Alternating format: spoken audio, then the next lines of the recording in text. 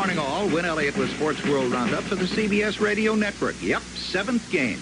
Last night's was worth waiting through 3 days of rain. In 12 innings, the Red Sox 7, the Reds 6, and I agree with the Reds manager, Sparky Anderson. The way I heard all over, I'd have to say it was probably as good a ball game as, I've seen play. Fred Lynn got the Red Sox off great with a 3-run homer in the first inning, but the Reds got him back in the 5th. A Griffey triple in which both center fielder Lynn and a ball crashed off the wall, 2 scoring, and then Johnny Bench singled home the equalizer. 7th inning, Griffey again singled, followed by a Morgan single. Then Foster doubled them both home off the center field wall. When Geronimo homered off Tiat to open the 8th inning, it was 6-3 Cincinnati and all over for Louis, and it seemed all over for Boston. In the 8th, after Bourbon, the Reds' 6th pitcher put Len and Petrocelli on, Eastwood came in. He struck out Evans, he got Burleson on a fly to left, and that brought up to pinch hit Bernie Carbo. The count went to 2-2, and according to Barry Landers... Lynn at second, Petrocelli at first. Carbo awaiting the 2-2. Drive to deep left center field, way back, going, it is gone! It was Carbo's second pinch hit of the series, second pinch hit home run, and it tied the score at 6-6. I was just trying to make contact. I was telling myself not to strike out. And all they did was knock it out of sight. In the 9th inning, the Red Sox filled the bases with none out, but the Reds with McEnany replacing Eastwood got him a fly ball. Foster threw to the plate to double out Doyle, who was running against instructions. That was a big play. The tension was fantastic. 10th inning, neither team. 11th inning, Rose hit by a pitch. Griffey bunts, Fisk throws to second, nips Rose, but there's Griffey on first and Morgan at bat. Boy, the tension. I don't think anybody in the world could ask for a better ball game than what both teams played today. You got the 2 best teams. Morgan winning a 1-1 offering. Griffey leading away at first. He's not going. Morgan hits it deep to right field. Back goes Evans into the corner. Evans leaps. And did he get it? Yes, he caught it! Yes, Evans did catch it, and then he doubled Griffey off at first. Phew. That was an outstanding catch Evans made. I don't think we'll ever see one like that any better. That's as good as you can be. Red Sox 12th inning, the game 4 hours old. Everybody in the park aged 4, scoring at least twice that much. And Carlton Fisk, the catcher, is the first one up. Fisk singled back into first and scored ahead of Lynn's 3-run homer. Now Carlton hits one deep to left. Into the corner. It is a foul ball. Hits the foul pole. It did. It hit the foul pole, and it's all over. And that's how come tonight at 8:30, there'll be the 7th and deciding game for the Reds Gullett, for the Red Sox Lee, and for me, ammonia water and smelling salt.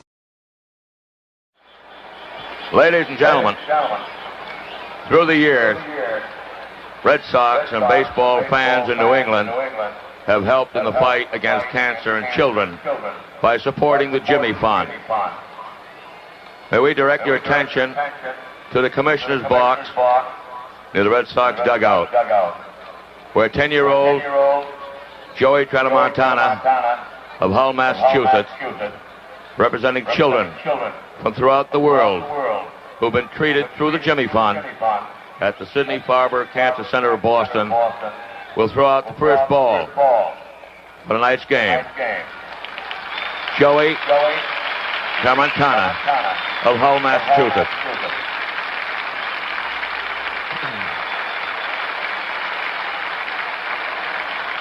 The Jimmy Fund started here by the Variety Club.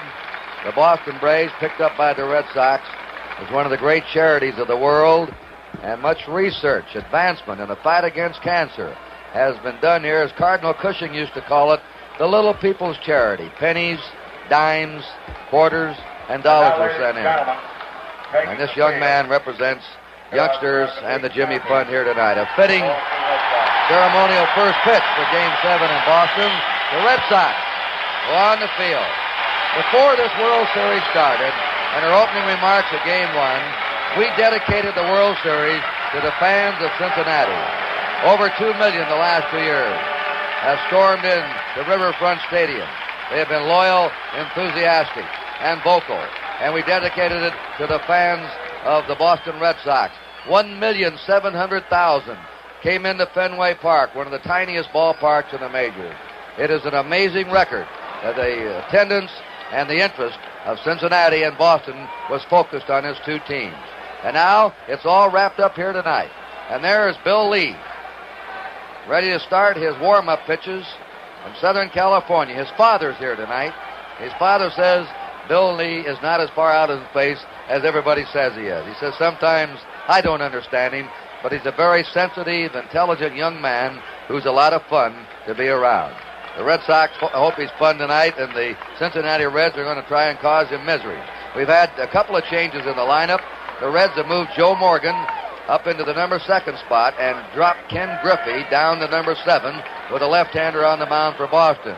And the Red Sox, with Bernie Carbo hitting 2 pinch hit home runs in this series, are starting him in the leadoff spot in left field tonight. They have benched Cecil Cooper, and Yastrzemski is playing first base. And that's it. And it's going to be Lee against Gullett.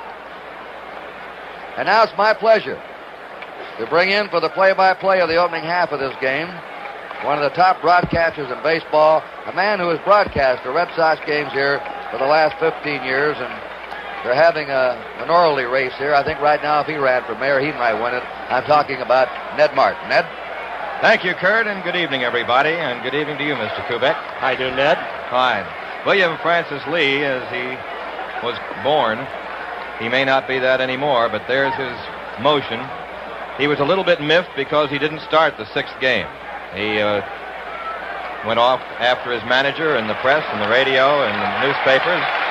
He said that Darrell Johnson was taking the heat off himself, but actually I think it's a little bit of a Lee ploy because that's the way he works off the field. I think what he said afterwards, after he said he was miffed, when he said, if there is a 7th game, the spotlight will be even brighter.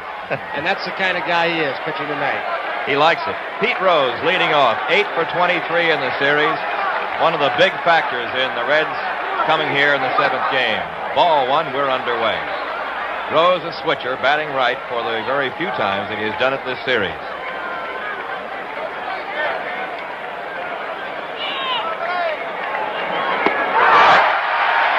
A ball and a strike to leadoff batter Pete Rose, who will be followed by Joe Morgan and Johnny Bench.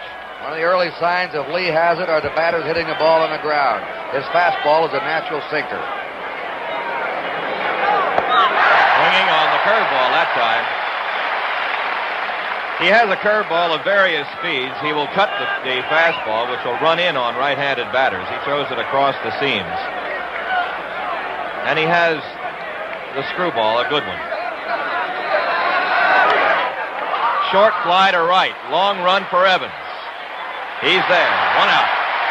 He's covered everything in this series in right field. Short, long, into the stands, along the fences. About as good as young right fielders you'll find today.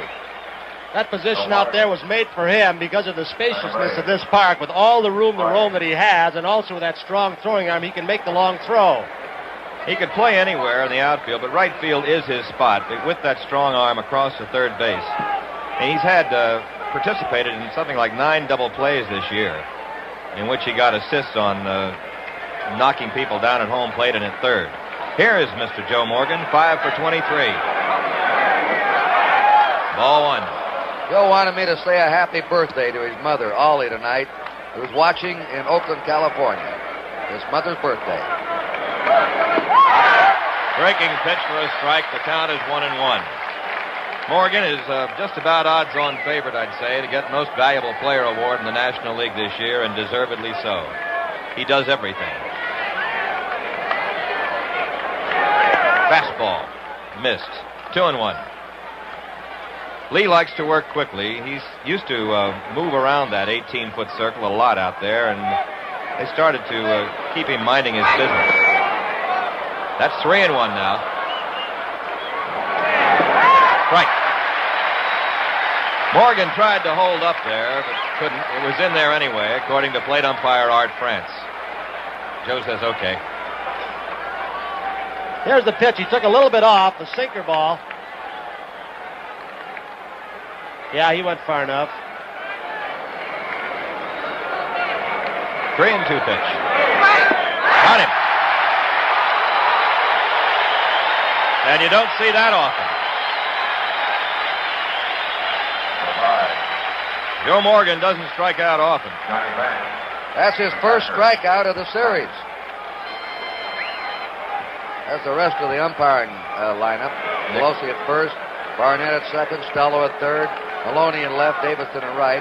And Morgan has struck out for the first time in the 75 series. 2 out. Johnny Bench, 6 for 25. Ball 1. It'll be interesting to see how Bench goes after Lee today. The first time he saw him in game 2, he had 3 balls to center field, and of course a double to the right field corner. But yesterday he started pulling the ball a little more. The shortstop, Burleson. 3 out. 1-2-3 inning for Lee. Going to the bottom of the first inning. Cincinnati nothing. The Red Sox coming up. Going into the bottom of the first inning, and left-hander Don Gullett, 15-4 on the year, and in this series 1-1. And you'll remember the last time he was out, an overpowering game against the Red Sox last Thursday night in Riverfront Stadium. They got to him later on, but he was just awesome, and actually that was him the only laugher of a ball game. What a record that is. 15 wins and 4 losses, and missing 2 months of the season with a broken thumb. He would have been a 25-game winner. I think probably. so. Well, here's Bernardo. Bernie Carbo, 2 for 4 in the series, and they're both home runs, both as a pinch hitter. And he not only talked his way into the starting lineup, but hit his way into it. He'd been figuring he should have been there all series. So he goes against his old ball club. A dramatic 3-run homer last night that changed the whole game around. We're already comparing that with the Bobby Thompson blast back in 1951.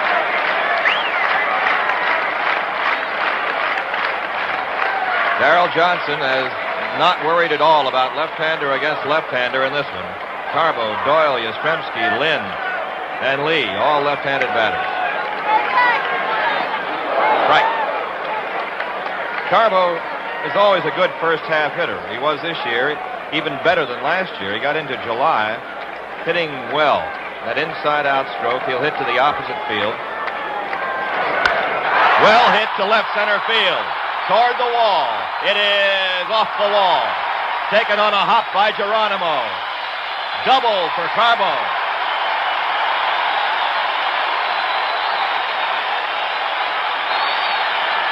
We have the kind of wind here tonight, blowing a little bit in from left field that actually held the ball in the ballpark. Here's Geronimo high off the wall. The wind held it in 6 feet or so from going out of the ballpark, so Carbo continues with a hot bat. He now has had 2 homers and a double in 5 times up. The wind is very important here. The first 2 games, especially you fans in Cincinnati, saw the wind blowing in and wonder why nobody hit the wall. When the wind's blowing out, it's different. That is not a good indication. The center field flag is blowing from third toward first. Doyle, fly ball right field. Griffey right there. Carbo tags, bluffs, holds. 1 out. Ball getting away, too. With that getting away, Bernie could have made it in, but you never know that. So Denny Doyle, who was 7 for 26 in the series, flies out. Carbo at second base. Gullett returning to the mound to face Carl Yastrzemski. And Mr. Yastrzemski, very quietly, has climbed into contention also for a possible look, if the Red Sox should win it, for most valuable player in the series. 8 hits in 24 times. 2 of the runs he's knocked in have been game winners.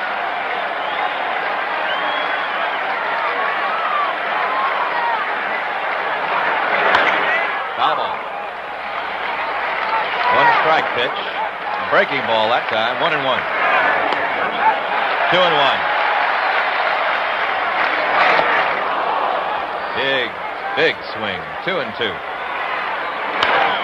And to Morgan. Yaz out, but that gets Carbo to third with 2 away. Carlton Fisk last night had a moment he'll never forget the rest of his life, neither will Red Sox fans. Here's the dramatic last part of him rounding the bases. His 12th inning home run. Watch him land on home plate. His teammates waiting for him. A moment he'll never forget. He sure won't. They rang bells in Charlestown, New Hampshire for him last night. The man that rang the bell said, I watched him grow up from a baby, and I thought I had the right to do it. So Fisk is in with 2 out and Carbo at third. No score, bottom of the first. Big rip. He wanted another one. I don't believe he woke anybody up with those bells last night, do you? I don't think so. They may have been awake.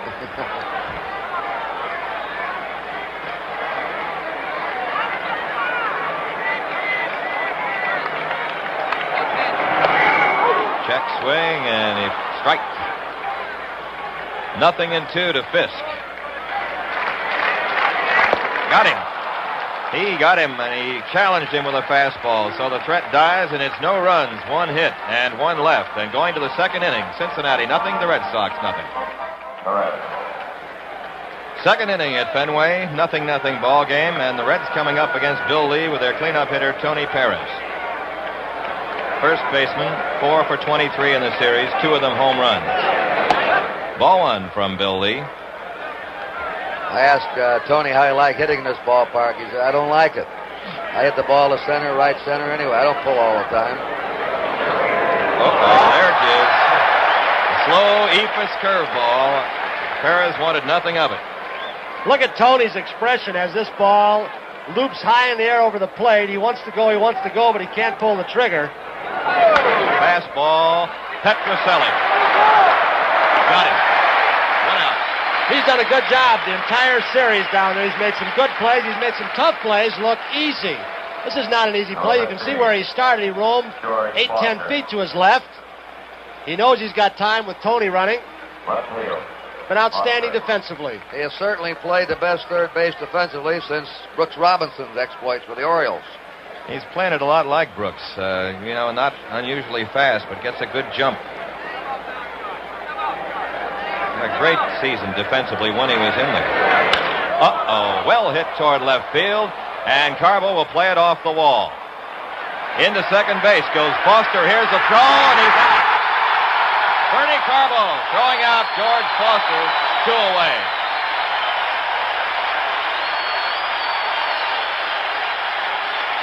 The home park advantage. You're going to see it right now. We've heard so much about the famed wall and left in Fenway. Carbo with Lynn backing him up with a perfect throw to Denny Doyle to get George Foster. Carbo can't do anything wrong. He made a good play last night when they put him in the late inning. He's hitting home runs. He's doubled tonight. He is red hot. Perfect throw. Doyle puts the tag on the sliding Foster. Great positioning by Larry Barnett, the second base upper. He got right down there in on the play. Carbo, nobody realizes, has a very strong throwing arm. About as second on the club to Dwight Evans and maybe Freddie Lynn. But it's strong and it's accurate. Here is Dave Concepcion up. He's 4 for 24.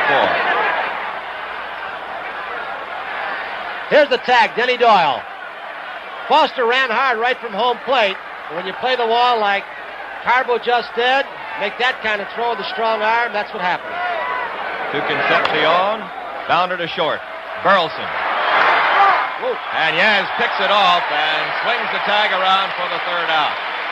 No runs, a hit, and nobody left. After an inning and a half, Cincinnati nothing, the Red Sox nothing. Bottom of the second inning, and Fred Lynn up against Don Gullett. Ball 1 to Freddie, who hit that wall last night. Got the tailbone, but he's back in there. A lot of heat today. 7 for 23 in the series, 5 RBIs. He's 1 for 1. 1-1 now to Gullett, and against Gullett, he has done well. He's 3 for 8 in the 2 games he's faced Don Gullett, including a double which drove in a run. A ball and a strike to Lynn. And it's outside, ball 2. 2-1 pitch. Ball 3. Yet he reminds me more of Frank Tanana of the California Angels with the same kind of fastball, darting in all different directions, as overpowering as Tanana at times. There's a pitcher that's going to be up among the good ones. Boy, did he look good against the Red Sox this year. Lynn takes ball 4.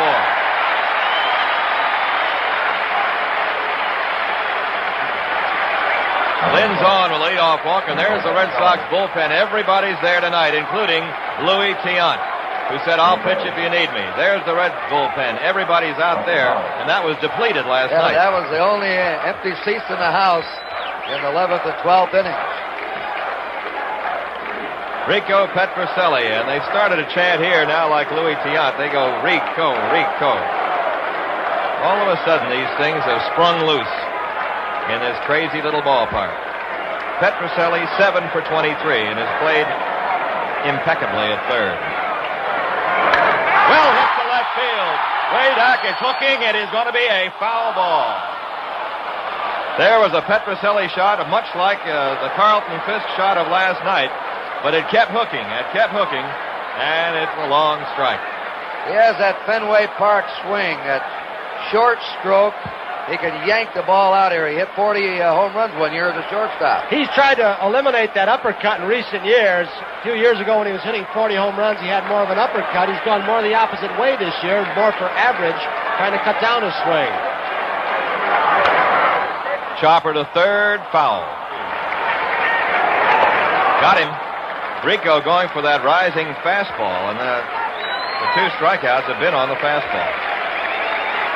White Evans robbed Joe Morgan last night. They call it one of the greatest plays in the history of Fenway Park. Here it is. Evans going for this ball, and look at that. Robbed him of a home run and saved the game for the Red Sox. Another one of those miraculous plays that occurred on both sides last night. Foster made one, a game-saving throw from short left for a double play. That one by Evans. Looked bad on that one, strike one. Sparky Anderson called that the greatest catch he's ever seen. He considered the pressure of World Series into that catch. I think you got him. 7 for 22 for Evans on the series. Came on strong in the latter part of the season after having a bad middle half when he was hurt. He had a groin pull and a bad shoulder. In and out of the lineup. Went down on his confidence a little bit and then started to hit. Fly ball, shallow left. Long run for Foster. Rose back there. Rose has it. And back to first base in a hurry goes Lynn as they tried to double him up. Evans fouls to Pete Rose. Well, Pete isn't the prettiest thing playing third. He plays it like Pepper Martin, but he gets the job done. He does, with his chest, his head, and his nose, and everything. When they moved him in from left field to third base in May, that's when their big red machine took off and rolled to 108 wins, the third highest wins in the history of the National League. Well, we've said it before. Pete Rose's unselfishness enabled George Foster to play, and you saw what kind of year Foster had. Pete could have said, no, I want to stay right where I am, left field. I've been an all-star there, too. Rose is the kind of guy that the opposing players hate but admire. Here's Rick Burleson, 7 for 21, hitting .333 in the series. Good fastball, but a little bit inside. Ball one. We pause briefly for station identification. This is the NBC television network. Gullett to Burleson. To the opposite field. Griffey right there, though. That's it. In the Red Sox second. No runs, no hits, and one left. And after 2 innings of play, it's 0-0. Last night, Ken Griffey became the first Red to hit the left field wall. He tripled in left center. It's a play that Fred Lynn was injured on when he crumpled to the ground out there. The Red Sox have been very impressed with Griffey. They knew all about Bench and Rose and Morgan. But Griffey, just 25 years old, a 300 hitter, looks like he's on his way to National League stardom. Base hit, right center field, Ken Griffey. Lynn with a pickup. Griffey takes the wide turn. They're not going to run him now. So Griffey continues to hit. That's his 7th hit in the series. He's 7 for 25. The Reds have the lead man on with nobody out and Geronimo up. A factor in this series also is Geronimo both ways, offensively and defensively. Came up with a terrific catch on Carl Yastrzemski out in Cincinnati, the center field wall. He's 7 for 22 at the plate. With power, he had a home run against Louis Tiant last night. Watch Griffey. He was breaking back to first base. Ned, interestingly, Joe Morgan before the game said that they have solved, or he has solved, the move that Bill Lee has. He said, we know he throws a lot of different ways to first, but we picked something up when he goes home. And he's relayed it to Griffey. He's relayed it to Dave Concepcion. All they've got to do now is execute. Well, see if Griffey will try. Chopper to Doyle. To Burleson.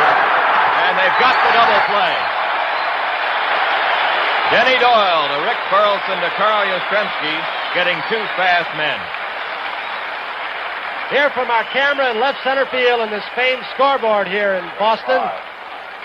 Tailor-made double play, very smooth. Griffey with no chance to get a good jump to take Burleson out. And we'll look at Burleson go right after that runner. He doesn't shy away. He goes right at you with that throw.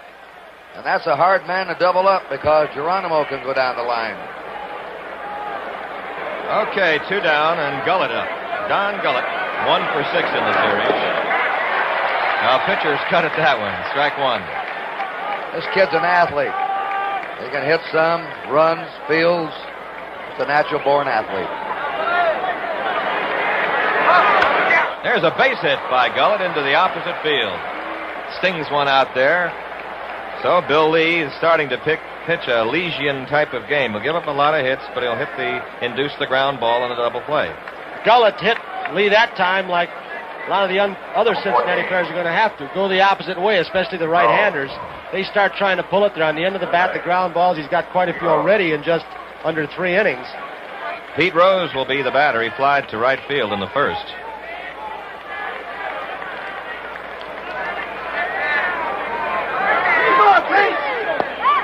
Over but low. 1-1.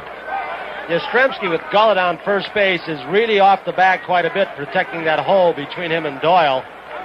Not feeling Gullett is a base-stealing threat in this situation. It's 2-1 now to Rose, and Fisk down to Yastrzemski, but Gullett's back. Yaz will play about the loosest first base in the American League. He doesn't hold tight a lot.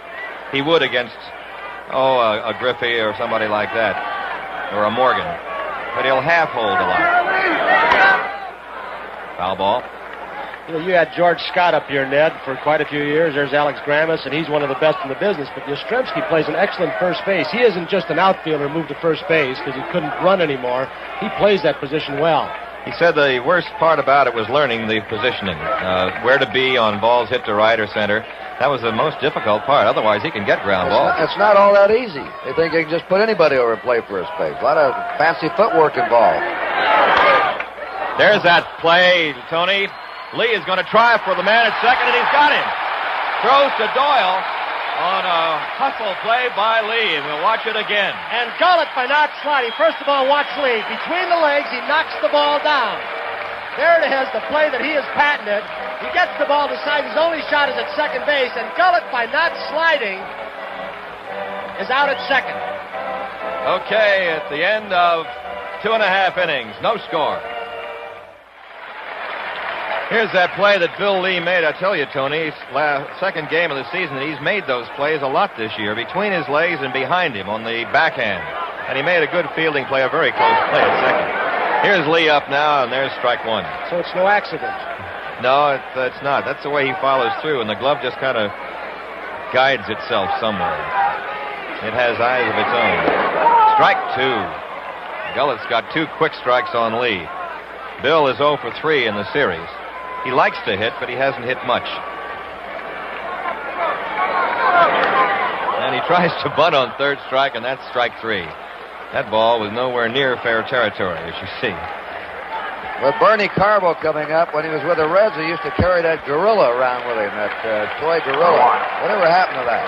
His name was Mighty Joe Young, Scipio Spinks, a pitcher for the Cardinals, sent it to Bernie when he was over here for good luck. And Bernie took it around the league with him and got so bad that some of the players threatened to burn it.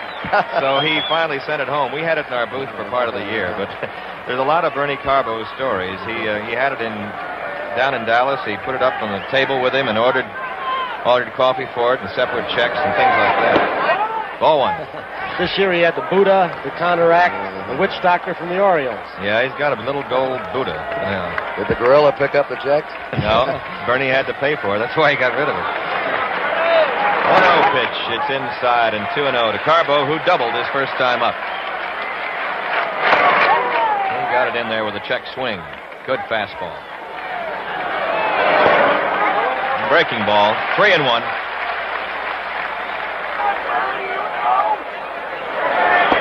Ball 4. He's on again.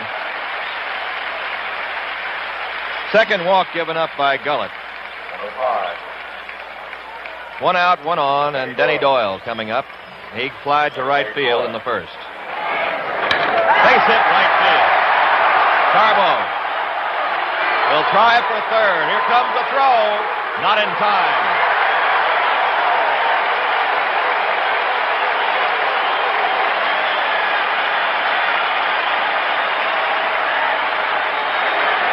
Garbo at third on a solid single to right field by Denny Doyle. And Denny Doyle has now hit safely in every game of this series, the only player in both clubs to do so. He's got 8 hits now and 28 trips. You start talking about people who are going for that most valuable player. There's a lot of them on both clubs. Here's Yastrzemski up with a chance to help his ball club and put himself out in front. Yaz grounded to second base in the first inning, and they're coming alive here at Fenway.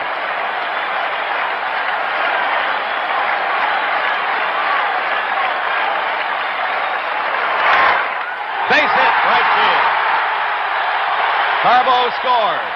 Here comes Doyle. Here comes the throw. Not in time. Yaz goes to second base. Everybody's safe. 1-0 Red Sox. Yastrzemski is the batter.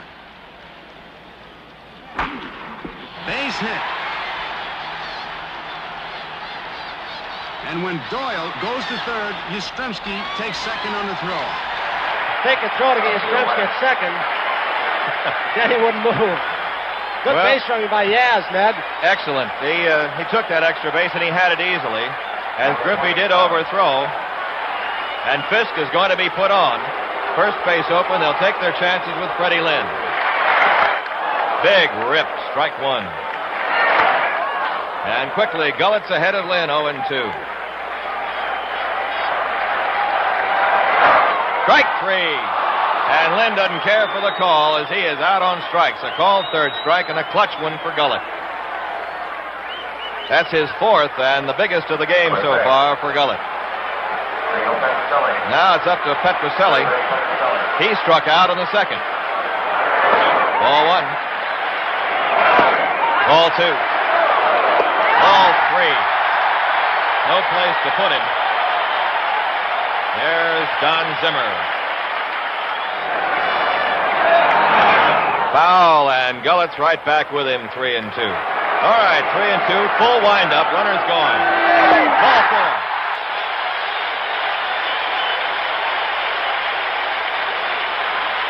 The 24. 2-0 lead for Boston. Petroselli with an RBI. Base is still loaded. Sparky Anderson still worried. The batter, Dwight Evans. 7th. Ball 1, very high and outside. Gullett looks almost too strong tonight, too rested. Maybe overthrowing.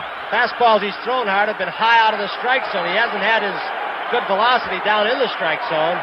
And they said of him in his first pitching performance in the first game of the World Series that the wall in left field did not affect him, but he was wild, high, and outside in that ball game, and that's where he is today, trying to keep the ball away from right-handed hitters getting behind them. Ball 2. Gullett on the year averaged slightly over 3 walks per 9 innings. About the same as his average last year. Now he's already walked 4. 2-0 to Evans. Ball 3. And he is high and outside with everything. Boy, that's frustrating for a manager to be in that dugout and watch those pitchers throw those balls with men on like that. Frustrating. 3-0 pitch. Ball 4. Another run across. Red Sox lead 3-0 as Yastrzemski scores. And like Darrell Johnson in yesterday's ball game, who went a long while with Louis Tion because Tion is Darrell Johnson's best. Sparky going a little bit longer with Gullett because he knows Gullett is his best. Well, the Red Sox bench, number 12 was Bobby Heiss, who hasn't even played in the series and is one of the most enthusiastic players that the Red Sox have. Sparky Anderson goes right along with Gullett. He's got Bourbon and Billingham ready in the bullpen. And here's Rick Burleson up, the number 9 hitter this inning. And right now, Sparky Anderson is managing with his heart. He does not want Gullett to go out of the last game of the season and look badly, and that's the kind of man he is. Little foul ball. It's going to go out of play. Strike 1 to Burleson, who flied to right his first time up. Carves a foul out of play. 1 ball, 2 strikes. Inside. 2-2. Bench never ceases to amaze me with his agility behind the plate, the quickness of his hands, the sureness. He does it again. He might have saved a run right there. Strike 3 to Burleson. He comes back to strike out the side, actually, and 3 runs for the Red Sox. They had a pair of hits, and they leave 3 after 3 innings, 3-0 Boston.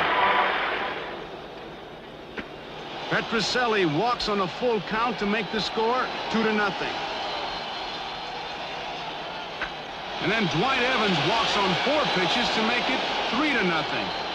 Don Gullett, though, gets Burleson, and that ends the inning. But the Boston Red Sox lead 3-0. It's a hard way to become a freebie, isn't it? Well, I'll say. You're going up there to nosebleed heaven there, I believe. You're right on top. Those kids are up there. They're lighting sparklers. They're having a great time. Gives me acrophobia, as a matter of fact, so I don't bother with it. Anybody who's seen a lot of games in this park knows without the wind blowing in, that's Joe Morgan's wife, by the way, when the wind is not blowing in, a 3-run lead is not much in this ballpark. No, he's seen it dissipate so often, so quickly. Joe Morgan struck out in the first. Lee's pitch low, ball 1. Bill had to sit out a long inning now. Let's see if it affected him at all.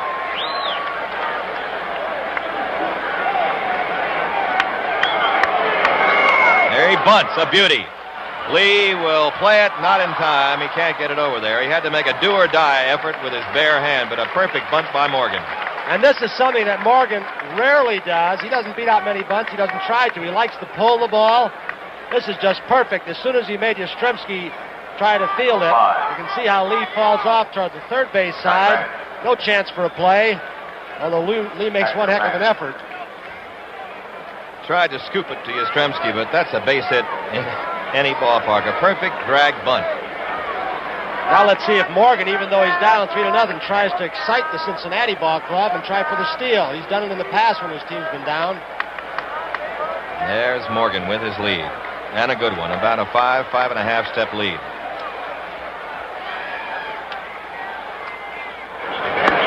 Ball 1. Joe going back.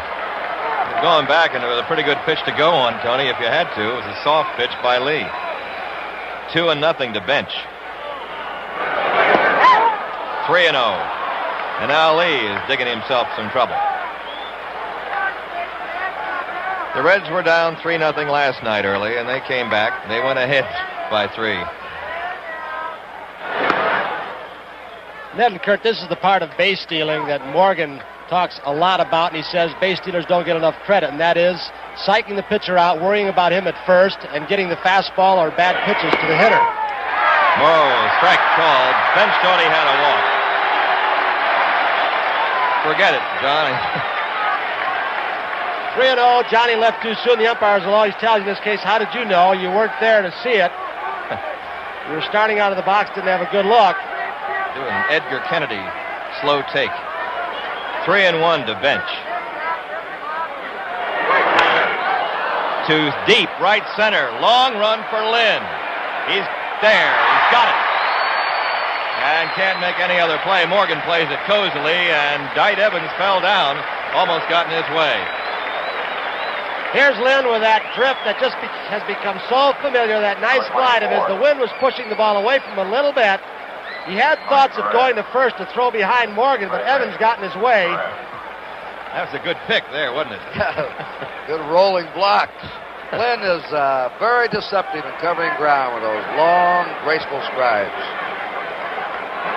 All right, here's Tony Perez. Grounded to third his first time up.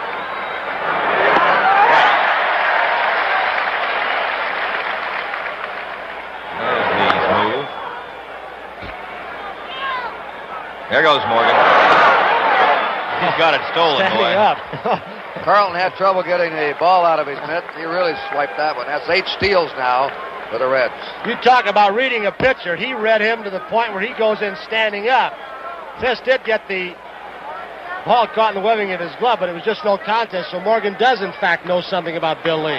Got a great jump that time and steals a base, and Fisk couldn't have gotten him with an M14. Pop-up, right side, into shallow right. Evans on. Doyle wants it, but it's Evans. 2 outs. Doyle wants everything out there, doesn't he? The little guy ranges pretty well out there. So now there are 2 down with Morgan at second, and here's Foster. And George has 8 hits in the series. I'd have to think if this man played in this park half the season, he'd love it. That 20 home run total of his, or a little bit more than that, might be 30 or 35. He is really built for this ballpark. Got him on the changeup. See if there's room for Fisk. Yep. The changeup gets Foster, and it's no runs. 1 hit and 1 left. After 3.5 innings, it is 3-0 Red Sox. That's our handheld camera. What composition? It looks like something out of an old Sherlock Holmes movie. Somebody hanging. But he's watching the game, and the Red Sox bat in the 4th inning. It is Bill Lee leading off, ball 1. Don Gullett in there. Walked a couple of runs home and gave up another one in the 3rd, but got out of it by striking out Burleson with the bases loaded. A strike to Lee, who fanned. Well, he didn't fan. He struck out his first time up. He tried to bunt on the 3rd strike and fouled it off. 2-1. Lee was a pretty good hitter in college at Southern Cal. He'll tell you. But all pitchers do tell you that. 2-2. Did he bring his honey to the ballpark tonight? Yeah, he always has that. And the ginseng and all those other incantations he goes through. He's on to transcendental meditation a little bit. Reads Kurt Vonnegut. And he gets a base hit to right field. All the hits by left-handers. Right. Bill Lee with his first hit of the series. Gullett continued having problems getting his breaking ball over. That looked like a curveball or something off speed that he just hung up in the eyes of Bill Lee. Bernie Carbo coming up, and he's perfect on the night. Has doubled and walked and scored. 3 for 5, a double and 2 home runs. Lee at first. And bullpen action again for the Reds. Bad pitch and gets away from bench, and Lee goes to second. Wild pitch. Gullett trying to bust Carbo high and tight to make him pop the ball in the air. Bench starts moving out a little forward and then loses the ball off the edge of his glove. Scored as a wild pitch. Toward the middle. Morgan looks at third but goes to first. Carbo's out, but Lee moves to third with 1 out. Bernie does his job. They took the bunt off. He was trying to pull the ball. Just gets by Gullett to his left as he falls off to the third base side. Little Joe with a good play. He's done a good job defensively. He goes very well to his right. Now the Reds have to bring the infield in. With 1 out, Bill Lee at third, and the Red Sox ahead 3-0.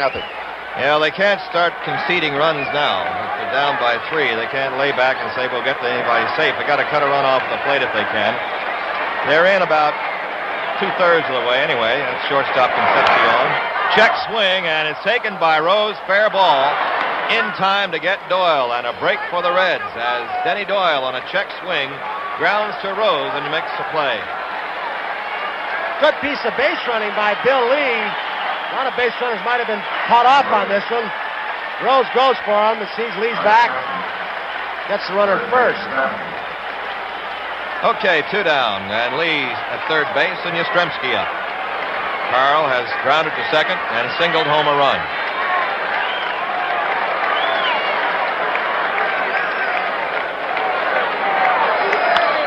Pop-up, sky high, and playable. Perez and Morgan. Joe makes the grab, and Gullett gets out of it very, very nicely. No runs, 1 hit, and 1 left. And after 4, it's Red Sox 3, Reds nothing. Dave Concepcion leading off for the Reds in the 5th inning. The Red Sox leading 3-0 in Game 7. Here's the pitch by Lee. Strike 1. They've come up with 3 of them in the game, and nobody's offered at them.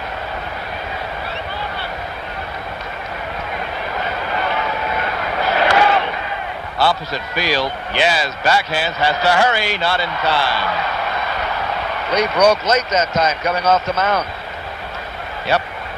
His style of falling so off the mound toward third base got him in trouble that time. And, of course, Concepcion leaning over the plate for the outside pitch got a good break out of the box. Watch Lee hustle over right at the end. He has the ball in his grasp. When he tags Concepcion, well, he never did have possession. Griffey 1 for 1, single to right center. Pickoff attempt by Lee.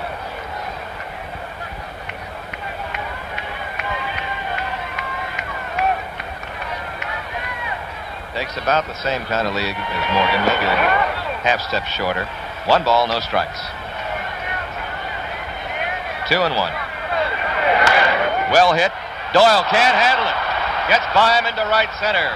And over to third goes Concepcion. 2 on, nobody out for the Reds in the 5th. See what they score that. The ball was hit sharply. Doyle was in front of it. He'll draw an error. Denny has a chance here to smother the ball, just drop down in front of it. He got the in-between hop. Ball just skitters off to his right, off the edge of his glove, I believe. He didn't get behind it. So it's an error on Doyle. And the Reds now have the tying run at home plate with nobody out. Cesar Geronimo hit into a double play in the 3rd. Lee working in a jam now in the 5th inning. Infield at double play depth. Foul back, strike 1. Chopped that one, 0-2. Sparky Anderson might be confronted with a tough decision with Gullett, the on-deck hitter, whether or not to leave him in. There's Sparky, take him out for a pinch hitter. He's got Rettenmund right there with a helmet, you can see. He'll do that to decoy the opposition at times. He's got a bat, he should be loose. And he's got Billingham throwing in the bullpen again.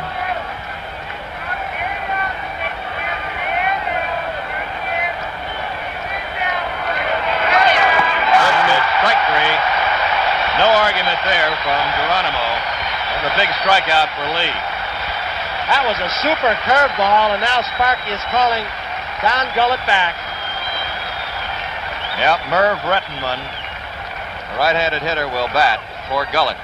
So it means that Billingham will come on. Rettenmund 0 for 2, formerly with the Baltimore Orioles.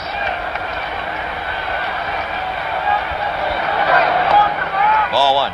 This fella was a very good outfielder. There's Concepcion at third base. And Griffey at first, ready to go. Rettenmund was the 4th man in what was a very good outfield at Baltimore when Frank Robinson was playing there. With Blair and Buford. 1-1.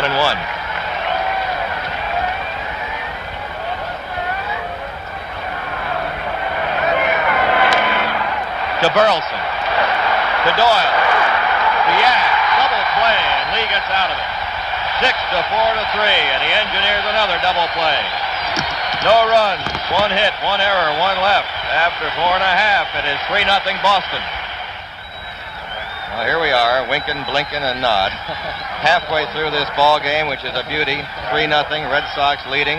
The walks by Don Gullett. Billingham is coming on to pitch, and Kurt Gowdy, you got it the rest of the way, babe. All right, it should be quite a ball game. Billingham's out there warming up. Lee's wriggled out of 2 jams in a row. Gullett was wild. I had to lift him for a pinch hitter.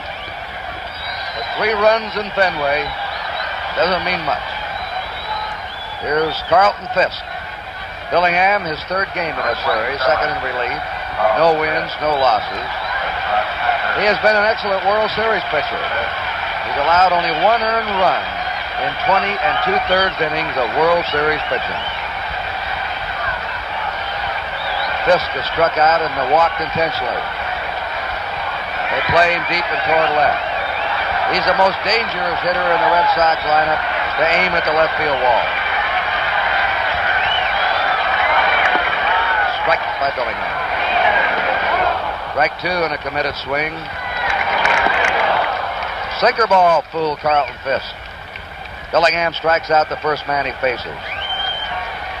And again, the long relief man becomes very important in a World Series game.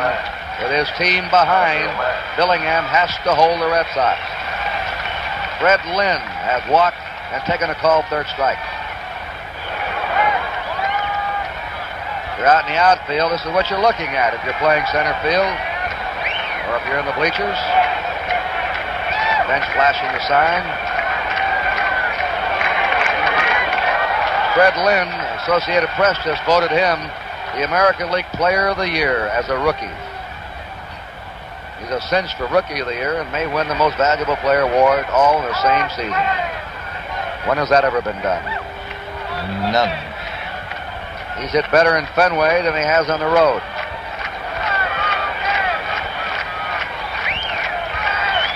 The count 2-0. Now it's 3-0 to Lynn. A lot of his home runs were on the road, though, because this isn't tailored for his type of hitting. He's not a screen hitter here. He goes for center field, right center, right field. Strike, 3-1. He used to have a broadcaster here in Boston years ago. He was a Hall of Famer named Frankie Frisch. And he used to moan on the air, ooh, those bases on balls. And that's what Sparky Anderson's moaning about tonight. Ball 4, and Lynn is on. And the Red Sox have received their 5th walk. Check it, let's see. 1, 2, 3, 4, 5, 6, 5, and 1 intentional.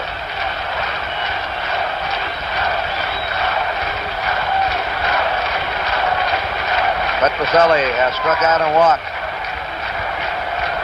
Nearly had a home run his first time up on a long foul drive to left.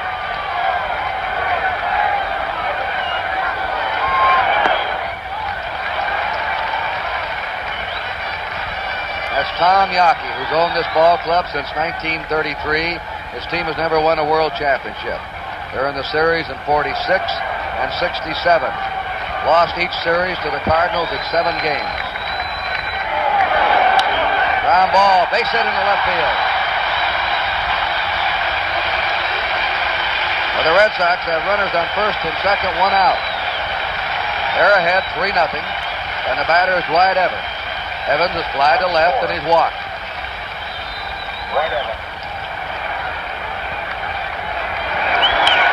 There's a long smash to deep center. Geronimo, draw a beat on this one. He has it. The tag at second, and Lynn is coming on to third. Geronimo makes him look easy out there. What a center fielder. Lynn played it about a third of the way and then went back and tagged. That's how deep that ball was hit. Great individual matchups in the series. Geronimo, Lynn, Bench, Fisk, Burleson, Concepcion. Cesar Geronimo, a man who is moving before the ball is hit, as most great center fielders are. He starts to his left and back, playing a little more shallow in the first 2 games up here in Fenway, and now he shows off that throwing arm, which he's got one of the best of. Here's Rick Burleson. He's fly to right. He struck out. 0 for 2. Runners on first and third, 2 down. It's ball 1 to Burleson. Lynn at third. Petroselli at first. Red Sox ahead 3-0. Each team has 5 hits. Ball 2. 2-0 to Burleson. 2-1 pitch. 3-1.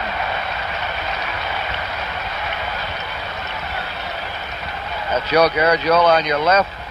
Marty Brenneman, Cincinnati announcer, on your right. They're over there broadcasting around the world tonight on NBC Radio. Lee gets up.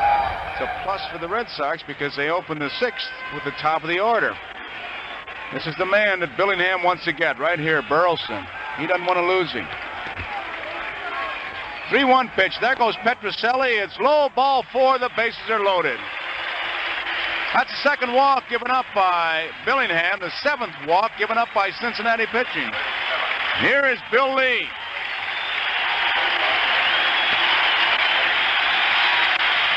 Lee with a standing ovation. I got to believe that these Fenway Park fans lead the league in standing ovations. They love their Red Sox. Every chance they get, it's a standing ovation.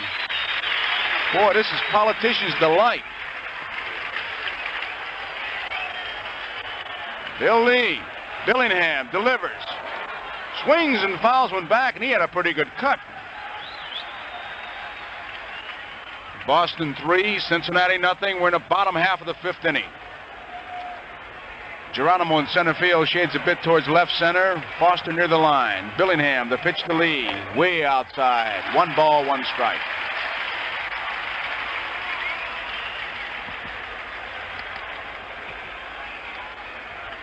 Lynn at third, Petroselli's at second. Burleson is at first, and here's the pitch.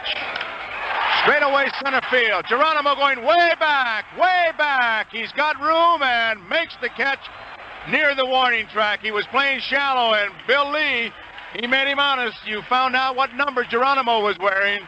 That ends a 5th inning to score. At the end of 5, Boston 3, Cincinnati nothing. And if you've ever wondered what it looks like from a sportscaster's advantage, right there. And here we go with Pete Rose at the top of the order in the 6th inning. Reds trailing 3-0. Bill Lee slips the strike across.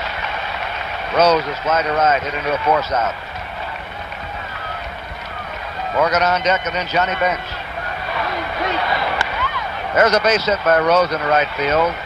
And the 4th inning in a row, the Reds have had their leadoff batter get on with a base hit. Rose now has 9 hits in this series. And Yastrzemski has 9 hits. They're the leaders. And we're starting to get our first action in the Red Sox bullpen.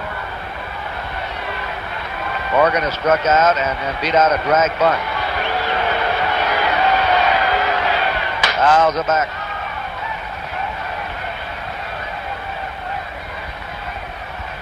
That is sinker ball pitcher Jim Willoughby. Short lead at first by Rose. There's a fly ball. That's a tough chance, baby. No, Evans comes on. Ball went farther than it looked. Hit it off the bat handle, but it carried. That's how strong the little man is. Evans was remembering last night and playing him pretty deep, too.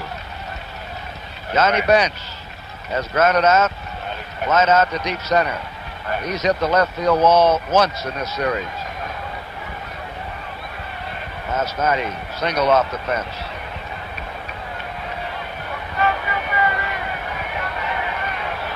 They had 6 homers last night, 4 by left-handed batters. There's a drive that's going foul. Bill Lee loves it when the big right-handers come up there trying to pull the ball off the wall. He figures it is to his advantage because he has the good tailing fastball, the sinker ball that moves away from the right-handed hitters. Feels he can get the ground ball to the left side. He reminds me a lot of Mel Parnell, who used to enjoy great success here with a sinking fastball and a screwball and a breaking pitch. He used to feast on right-handers. There's a bounding ball to short. They've got one. They turn it over. Wild throw by Doyle into the dugouts. They had the double play, and Doyle threw it away into the Red Sox dugout. Doyle was looking down at Pete Rose. He heard Pete coming. Here's Burleson with a nice, easy flip. Now watch Denny. He knows Pete Rose is coming, and Rose caused this wild throw. There it goes with coming in hard. Doyle is a very good man on the middleman on the double play. He very seldom makes a mistake like that, but it was a good bit of base running, as usual, by Pete Rose. And Doyle has been charged with his 2nd error of the night. Bench winds up at second, 2 down. Tony Perez up, is grounded out and popped up. Red Sox ahead 3-0 at the top of the 6th inning.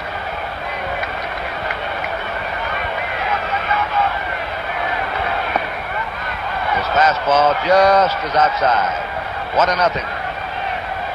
Red Sox have already turned 2 double plays in the infield and had time to make it 3. But they messed it up. Or Rose messed it up. There's his blooper pitch. There it is. A high drive. He was waiting for that one. That one is gone over everything. Perez timed that blooper pitch and slammed it over the screen out on the Lansdowne Street. And now we have another 1-run ball game in this World Series. That was a tape measure home run as the Cincinnati fans come alive. Mr. and Mrs. Bob Howsam alongside the dugout. He almost looked like he was waiting for it. You wonder if Bench had something to do with it down on second, relaying some signs, which can't happen with a catcher on second. Tony Perez now has had 3 homers. There's Mr. Howsam in the dark suit. He is the president of the Reds, just signed a new 5-year contract. Should have signed him for life. Well, that ball was creamed. It hit the turnpike out there, I believe. That's his 3rd homer, and he has 7 RBIs. That's the most in the series. And now it's 3-2 Boston. Foster backing out on Lee. Failure to make the double play has been costly to the Red Sox. Again, Foster backs out. Now the Boston fans will get on Foster for stepping out just as Lee starts down with his delivery. They're trying to upset Bill Lee. This is nothing new to Foster, but Morgan did it, Rose did it also. And Lee brushes him back. Ball 1. Foster has singled off the wall and fouled out. 2-0. Roger Moretta, left-hander, has joined Jim Willoughby, a right-hander, in the Red Sox bullpen. 3 runs, 5 hits for the Red Sox, 2 runs, 7 hits for Cincinnati. Right. Foster was asking for time, but he didn't ask in time. That was a legal pitch, the 2-1 delivery. The let-up delivery's outside, 3-1. 3-1 pitch. It's a high fly out to Evans and right. Drawing a bead. And that's out, number 3. 2 runs in for Cincinnati. 2 hits, a home run by Perez. Nobody left at the end of 5 1/2. 3-2 Boston. They used to feast on right-handers. There's a bounding ball to short. They've got 1. They turn it over. Wild throw by Doyle into the dugouts. With a nice, easy flip. Now watch Denny. He knows Pete Rose is coming, and Rose caused this wild throw. Slow pitch. There she goes into the screen. No doubt about it. That was that lollipop, and he threw 1 too many. He fell in love, and he got burned. That's the 4th time he threw it, and Perez was waiting. Bill Lee tries a big, slow curve.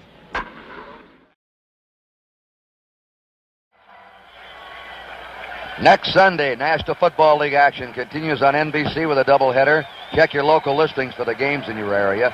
You'll also be seeing Grandstand beginning at 12:30 Eastern Time, hosted by Jack Buck. Grandstand will be on in and around NBC Sports live events every Sunday, bringing you features and timely commentary on the sports scene. Next Sunday at 12:30. There's your lineup, and most of the fans in the country will see the Miami Dolphins and the Buffalo Bills in Buffalo. All right, it's Bernie Carbo at the top of the Red Sox batting order. Last of the 6th inning. Billingham starts in with a slow curve that drifted outside. Carbo is doubled, walked, grounded out. He scored a run. Carbo, Doyle, and Yastrzemski. It's a ground ball that hits the bag. Fair ball. Perez runs, wins the race. 1 out. That took a nasty skid after it hit the bag. Perez pounced right on him, was shaking his head. Just skidded off the edge of the bag. Billingham almost froze on the mound and didn't get over in time. Nick Colosi signaling fair ball. Here's Denny Doyle. He's fly to right. He's single to right. He's grounded out. He has scored a run. Doyle pops it up. Off-speed pitch. Foster is coming on. Concepcion gave way to him. Easier for the man coming on. Right. By Yastrzemski. First base, Yastrzemski. 2 down, and Carl Yastrzemski up. Has singled in 3 times.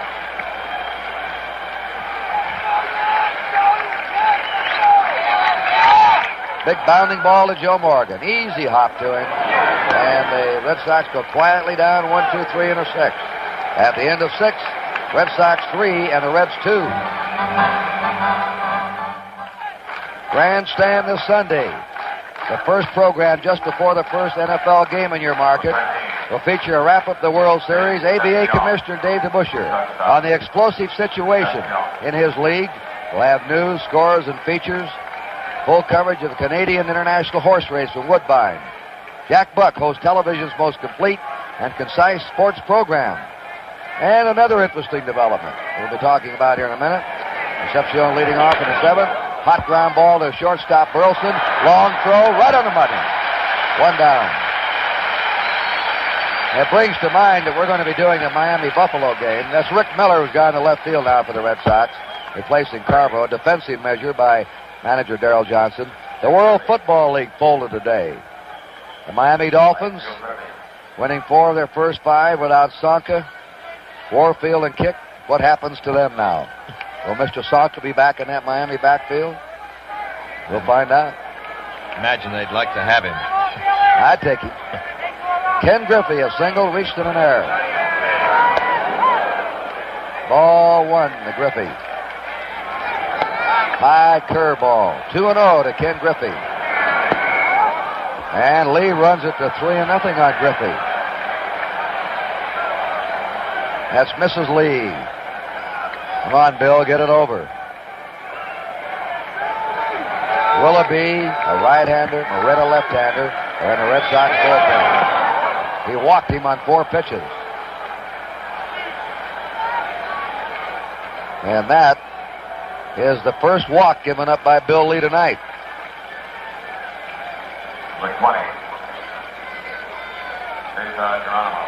Lee has not pitched since October 12th, 10 days ago, and that was in the 2nd game. Now Darrell Johnson is coming out of the Red Sox dugout. Remember, Lee's had a tender elbow, but he went right into the 9th inning in Game 2 against the Reds and held them to 1 run. He was asked the other day about what he did, what he said when Darrell Johnson came out to get him, or what did they talk about. He said, usually nothing at all. He just takes the baseball and I leave and I get mad. And he's going to lift Lee. And he's going to bring on Roger Moret, a fast-balling left-hander, while Moret makes his way on. We have a break in the action here. Standing ovation for Bill Lee with a score. Boston 3, Cincinnati 2.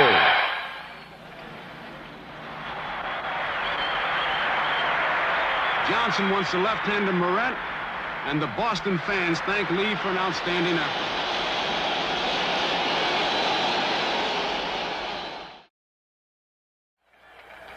We have just had a report that Bill Lee developed a blister on his left thumb, and that's why the decision was made to lift him. He could have had a shutout.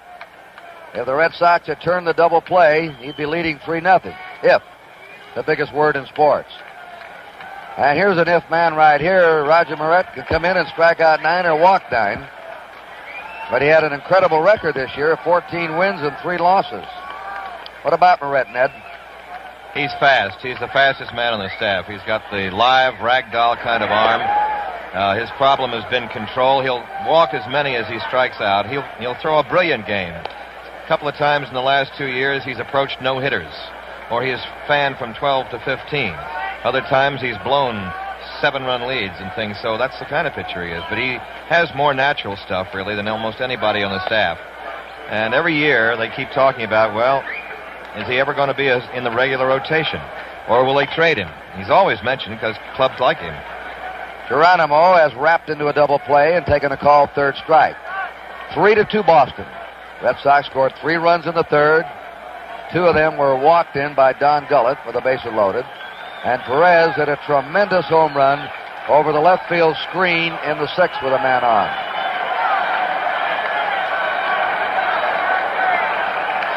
Geronimo played a shade toward left. There's a move by Moret. A ball to Cesar Geronimo. 2 balls, no strikes. Griffey at first. There's a pop-up to the shallow center, backing up. Burleson puts it away, 2 down. Now let's see what Sparky does. He is going to pinch hit for Billingham. Ed Armbruster's out with a bat. The on-deck circle. And warming up in the Red bullpen is the veteran Clay Carroll. They were all in there last night. Reds used 8 pitchers, the Red Sox 4, to set a new World Series record of 12 pitchers in 1 game. Armbruster batting for Billingham. 3-2. Armbruster getting some boos here for that interference play or non-interference play. And there's a lot of thought both ways in that.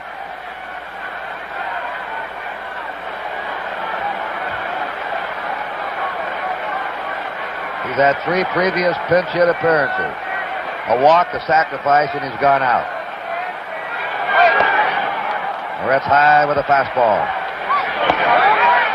That pitch is ball 2. Bill Lee pitched 6 in the 3rd inning, 7 hits, 2 runs. He walked only 1. He pitched very well.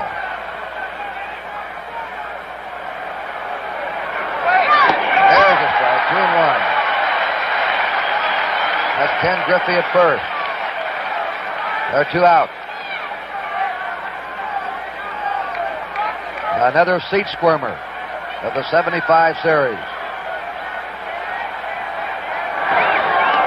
Some writer in Los Angeles wrote the other day that the way this series has gone, that the team that wins the 7th game would have a decided advantage. There goes a runner. Swing and miss, the throw down. He's in there easily. Stolen base for Griffey. His 2nd of the series. Ned, you mentioned that Moret does not have a good move to first. He's also slow to home plate with that high leg kick. Doyle makes a good play to prevent the ball from going into center field, where Griffey might have gone to 3rd. He's got a lot of potential, and he unloads, and he's off the mound that way, getting out of the way of the throw. Doyle made a good save here, kept that ball from going into center field.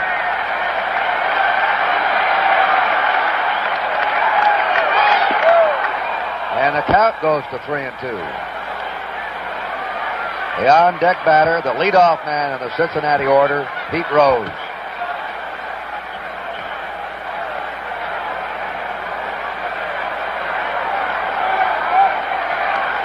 Three-two pitch.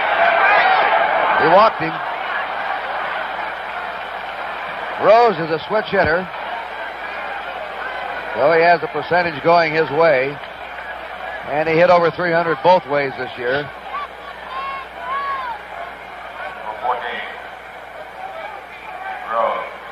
Rose fly to right, hit into a force out, single to right. He has scored a run. Again, you see the figure 9 for 26. He and Yastrzemski have the most hits in the series, 9 apiece. The Reds threatening in the 7th, 2 down. Runners on 1st and 2nd. Low for a ball. Now the Boston fans are becoming uneasy.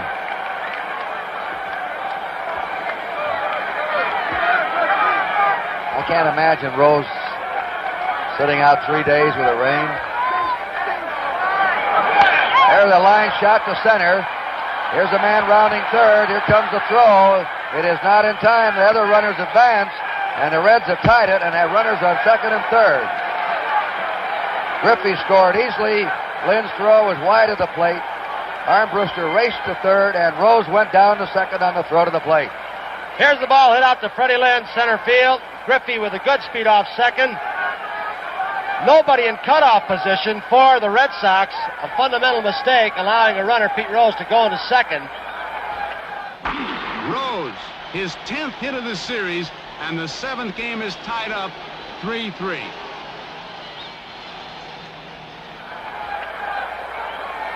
The Red Sox haven't made many mistakes in this series, but they made a couple in this game that have hurt them. One on a potential double play ball that could have put Lee in the dugout without any scoring against him. The Reds went on to get 2 after that. Now the Reds have 2 men in scoring position.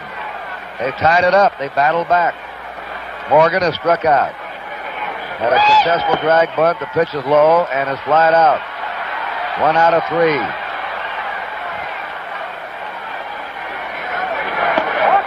Two and 0. He lines it foul down the right field line. Darrell Johnson. He hasn't changed expression in this series. Nope. He lifted his cap once when Fisk hit the home run last night. 2 balls and a strike. 3-1. Barrett nearly fell down after that delivery. Trying to get a little bit extra. Morgan prides himself on the fact that no one can throw a fastball by him, and he once said not even Sandy Koufax could. And he'll be looking fastball right here, 3-1 count. 3-1 delivery to Morgan. He pops it foul, back out of play. 3-2. He wanted that one, too. He was mad at himself. He had a good rip at it. Missed it. The bases are loaded. Barrett walks Morgan. And Johnny Bench is due up. And here's manager Johnson coming out.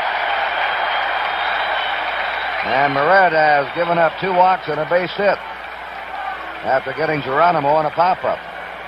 He's already given the call. Right-hander Jim Willoughby. This is Jim Willoughby's 3rd series game. He's pitched 5 innings, allowed 3 hits, 1 run. It was unearned. He was a loser in the 3rd game that went 10 innings by a 6-5 score. And the situation is ready for Johnny Bench. He's gone hitless in this game. He hit 2 grand slams during the 75 season. He has not exactly ripped the Red Sox pitching apart in this series. He's had 6 hits now in 28 times. 3-3 game.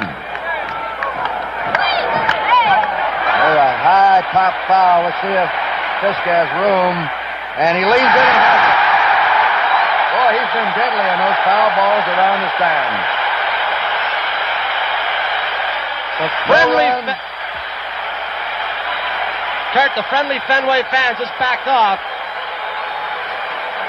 There it is, 3-3, last of the 7th.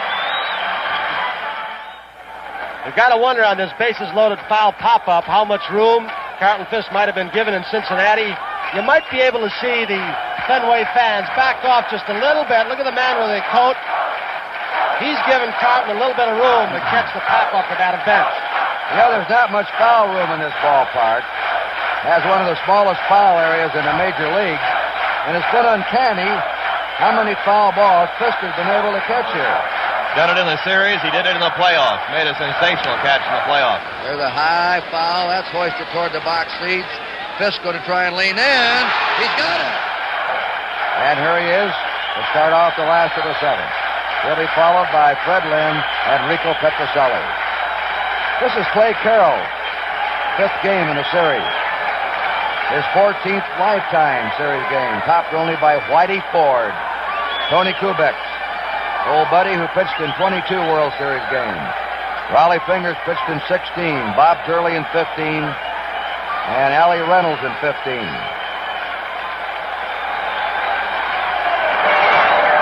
Tries to bunt, a surprise bunt. Rose is playing deep for the right-handed pull hitter. Fisk can move for a catcher, and also for a fellow who's had a knee operation. He can also bunt. Yeah, he has done that several times leading off innings to catch that 3rd baseman deep. Pounding ball foul. Oh, Clay Carroll moves ahead of him 0-2. The Hawk. There's the profile. That's where he got the nickname. I'll put Ken Harrelson against him any day. That'd be quite a matchup right there. I don't believe it's a contest. Well, you move in Johnny Pesky there, and you got a 3-ring circus. 2 strike pitch. That was that hard slider breaking away. 1-2 to Carlton Fisk. All tied up 3-3, last of the 7th. Just a piece of it.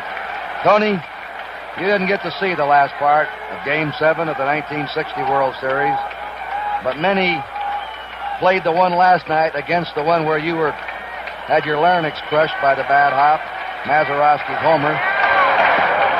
Struck out on a curve 3 times you struck out. Which do you think would be the best game?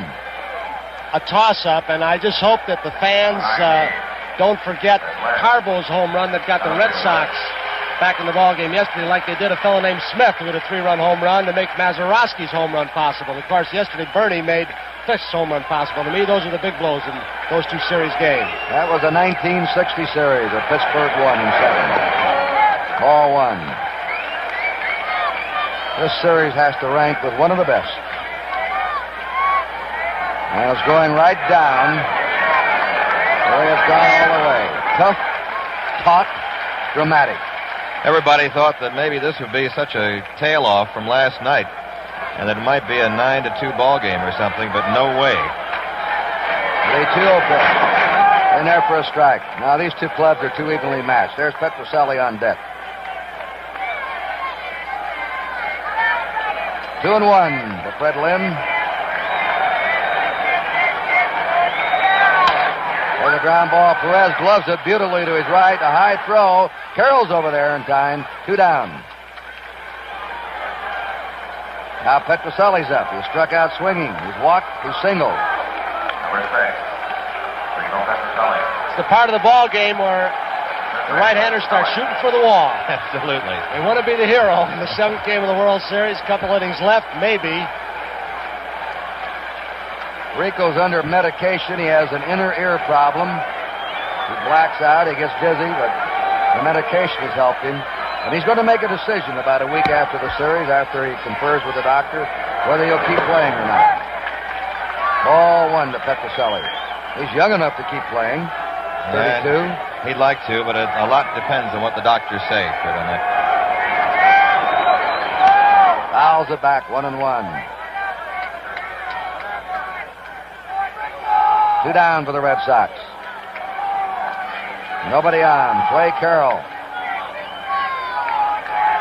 Third pitcher tonight for the Reds. Check swing. Ground ball to Concepcion. He makes this play great. There it is. And the Red Sox go down 1-2-3 again. At the end of 7, it's a tie game, 3-3.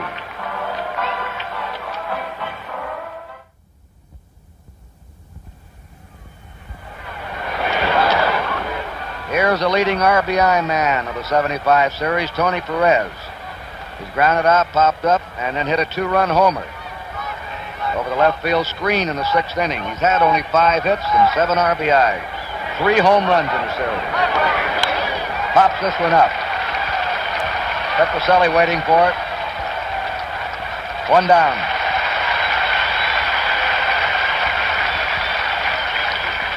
George Foster is singled off the wall. Been thrown out trying to stretch it into a double. Fouled out, flied out. 1 out of 3. Jim Willoughby pitching in relief. Lee, Moret, and Willoughby.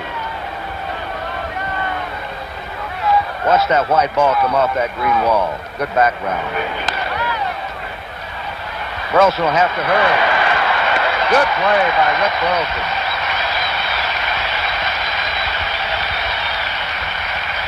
The indispensable man. Lynn will be the MVP, it appears, but this kid, if they had lost him during the course of this season, might have been trouble for the Red Sox.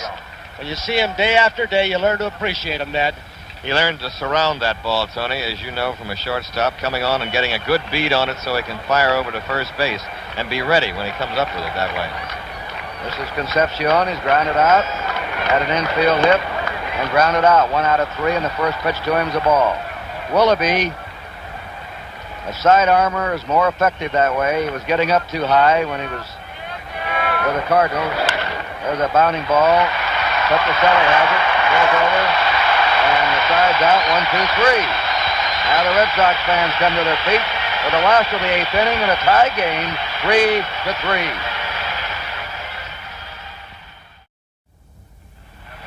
His Honor the Mayor and Mrs. White. Guess you know who they're rooting for.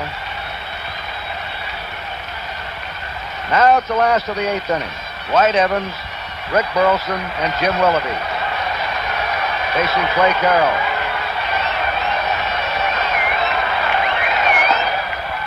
A ball to Evans, who's flied out, walked, and fly to center. 1-1 count. 1-2. Nearly struck him out in a bad pitch. 2-2 to Evans. He hits a pop foul. That's over by the Red Sox dugout. It'll be out of play. Kurt Gowdy, Ned Martin, Tony Kubek. Game 7. 3-2. Not much left, or there could be a lot left, as we had last night, playing till after midnight. The longest time game in the history of the World Series, 4 hours. The walk. And the lead run is on for the Red Sox. Darrell Johnson's got a pinch hitter coming up to the on-deck circle. Cecil Cooper's come out with a bat. They'll be looking for the bunt. Rose way in at third. There's Cooper. Rick Burleson's up now. Evans on first. Nobody out. Rose is creeping in, and the pitch is a strike. Burleson taking. Like Doyle, Burleson, an excellent bunter. He can control the bat. There's Big Clue.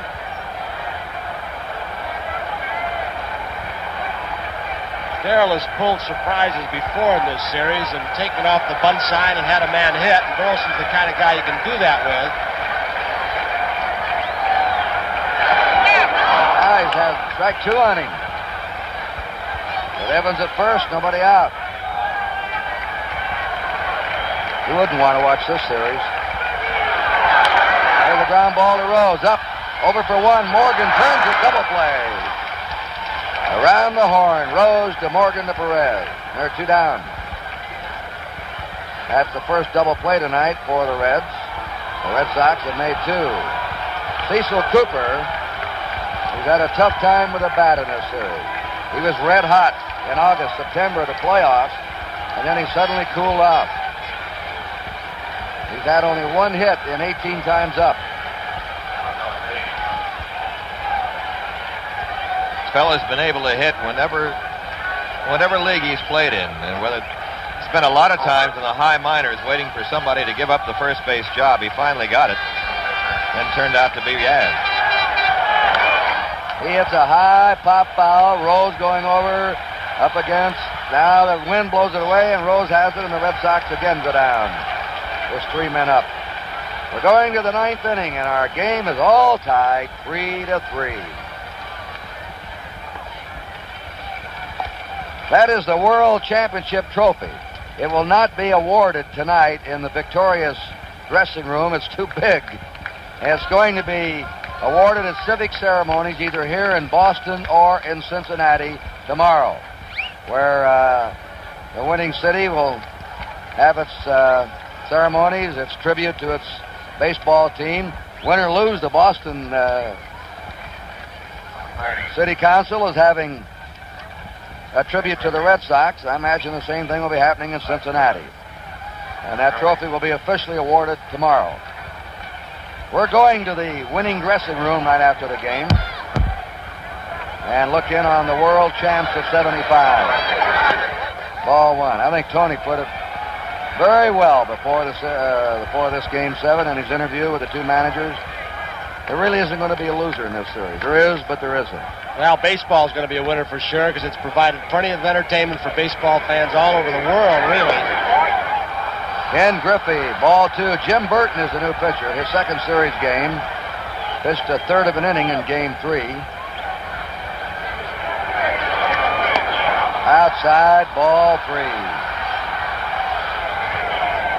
Strike 3-1. Griffey has been on base each time. He's singled, he's reached in an air, and he's walked. Geronimo on deck, and then the pitcher, Carroll. Foul ball, 3-2. Just checking the record, last night's game was not the longest game by time. 4 hours and 1 minute last night. 4 hours and 13 minutes, the Mets and the A's in 73 in 12 innings.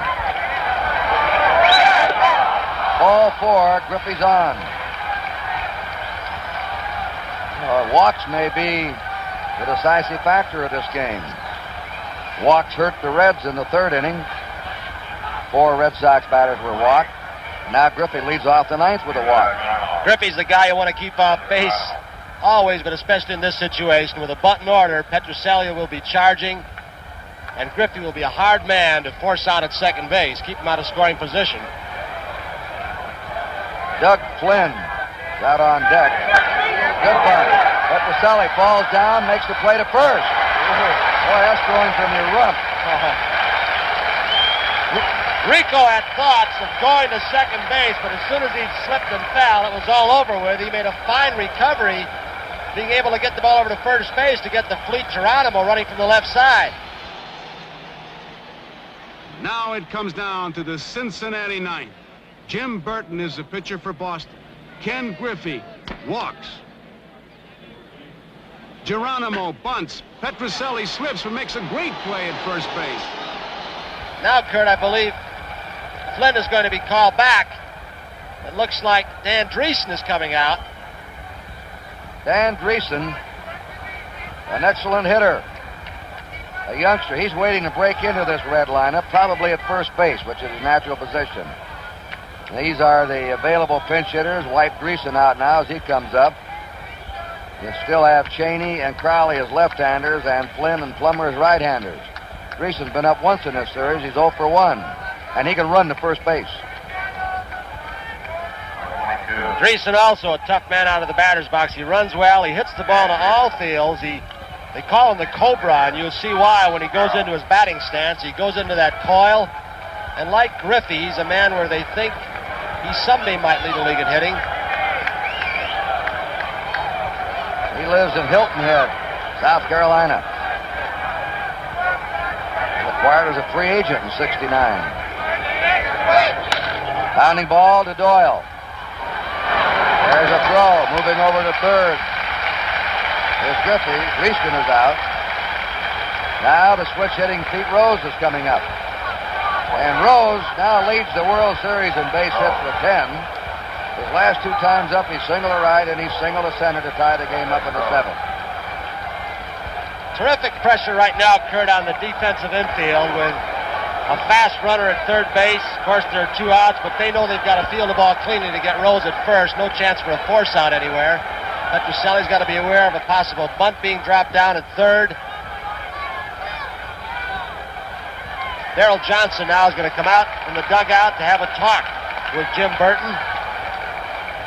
The managing has been superb in this World Series. They've made a lot of moves, as indicated in yesterday's ball game with all the pitchers. They've shifted their pitching rotation according to the ballparks. I'll tell you what, now look, you don't have to, walking this man doesn't bother me a bit, okay? So you can go ahead and you can just work on him and let Jim throw his curveball and just pop it and don't worry about it, you know. This guy's a good fastball hitter. Just move the ball around, shoot for the black, okay? He had 200 hits this season for the 7th time in his career. And he led the National League in doubles for the 2nd straight year. That is Reggie Cleveland. 2 down. Griffey at third. A tie game, 3-3 in the top of the 9th inning. Pete Rose. About as tough an out as you want. Or don't want. Fastball's inside to him. 1 ball, no strikes. The Red Sox in their last of the 9th have Miller, Doyle, and Yastrzemski scheduled up. Ball 2 and a curve.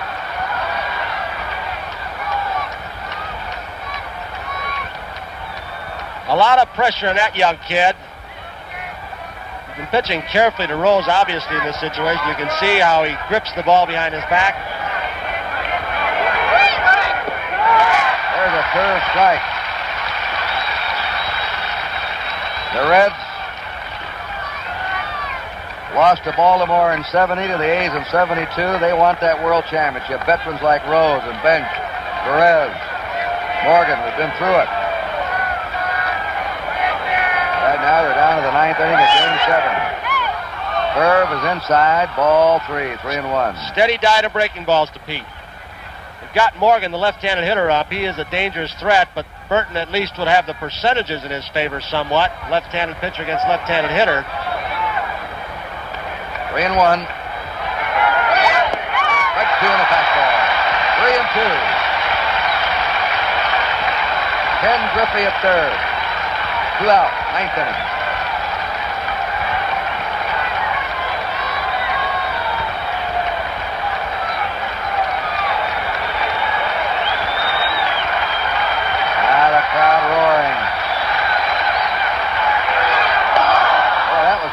called for. Tried to curve him, and it wouldn't act up for him. Looked like it slipped out of his hand as he tried to flex the wrist and put the spin on the ball. That's what Darrell Johnson came out to tell Burton. He said, if you're going to throw a strike to Rose, he's going to have to hit your breaking ball. We'll set up a force at second base, pitch carefully to Rose. We'll go you against Morgan, left-hander against left-handed hitter.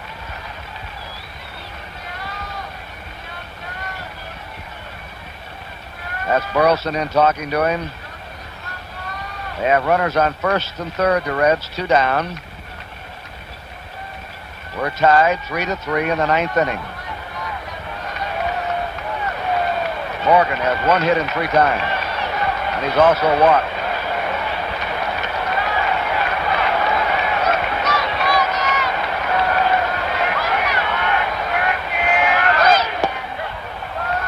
Ball 1 to Joe Morgan. Griffey at third. Rose at first. 2 away.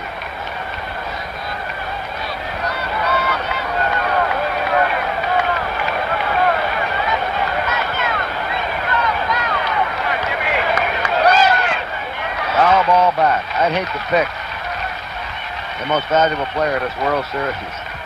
Going to be tough. Who are you Gonna going to consider pick? a lot of people. Well, you're certainly going to have to consider Louis Tion for beating Cincinnati twice, 2 complete games.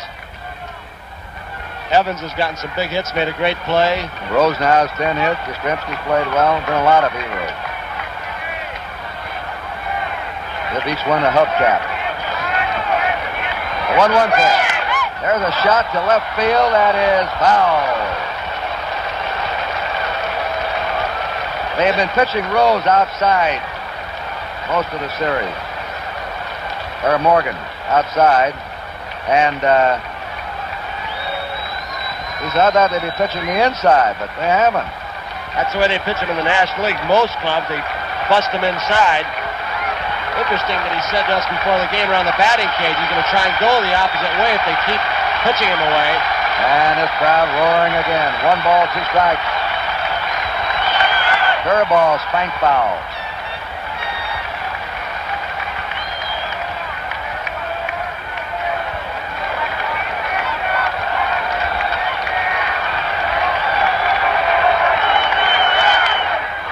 There's a looper. May drop. It's in for a hit. Here comes the throw to third. Rose hits the dirt. He's safe. And there goes Morgan down to second. And the Reds have the lead 4-3. As Joe Morgan blooped a base hit into center field. Scoring Griffey from third. The throw from Lynn to third was too late. Rose hitting the dirt there. And on the throw to third, going down to second, is Joe Morgan. Jim Burton made a good pitch down low and away to Morgan. Looked like a breaking ball, but Joe just stuck with it and just looped it off the end of the bat. Darrell Johnson out. He's already called for the right-hander. Now the Reds go ahead for the first time in the game. They have a 4-3 lead. And Reggie Cleveland is coming on. Joe Morgan had the winning hit in the extra inning game out of Cincinnati. And right now his hit here in the 9th inning has put Cincinnati out in front. We have another break in the action. In Boston, the score, Cincinnati 4 and Boston 3. Pete Rose does walk. There are 2 outs, 2 on. The score tied, 3-3, and 2 strikes on Joe Morgan. Burton throws a slider low and away. Fred Lynn charges hard, but he can't reach it. Griffey scores with the go-ahead run. And meantime, Pete Rose shows him why they call him Charlie Hustle and how he got to be named the series' most valuable player.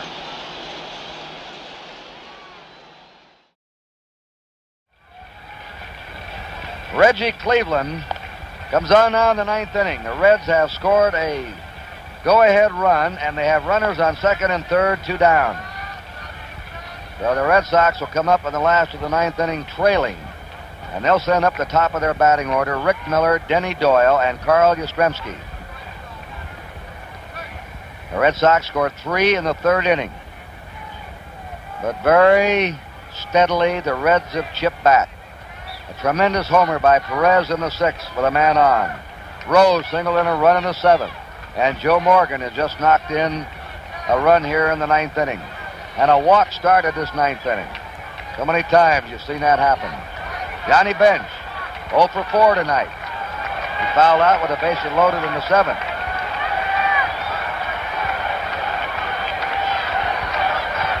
Reggie Cleveland pitching the bench. Ball 1. Cleveland's 5th game starter, his first Canadian-born player ever to start a World Series game. Ron Taylor, John Hiller, among others have been Canadians who have relieved in the World Series. Reggie was born in Swift Current, Saskatchewan. That information passed to you by a former Canadian, Alan Roth, our statistician. Got a nice write-up in Sports Illustrated this week. And deservedly so. A great job with us for 10 years. Outside, 3-0. Perez is on deck. 2 walks this inning. The Reds received 3 walks in the 7th. They were walking them early, and now the Red Sox are walking the Reds late. 3-0 pitch. And they gave Bench the green light on that one, 3-1.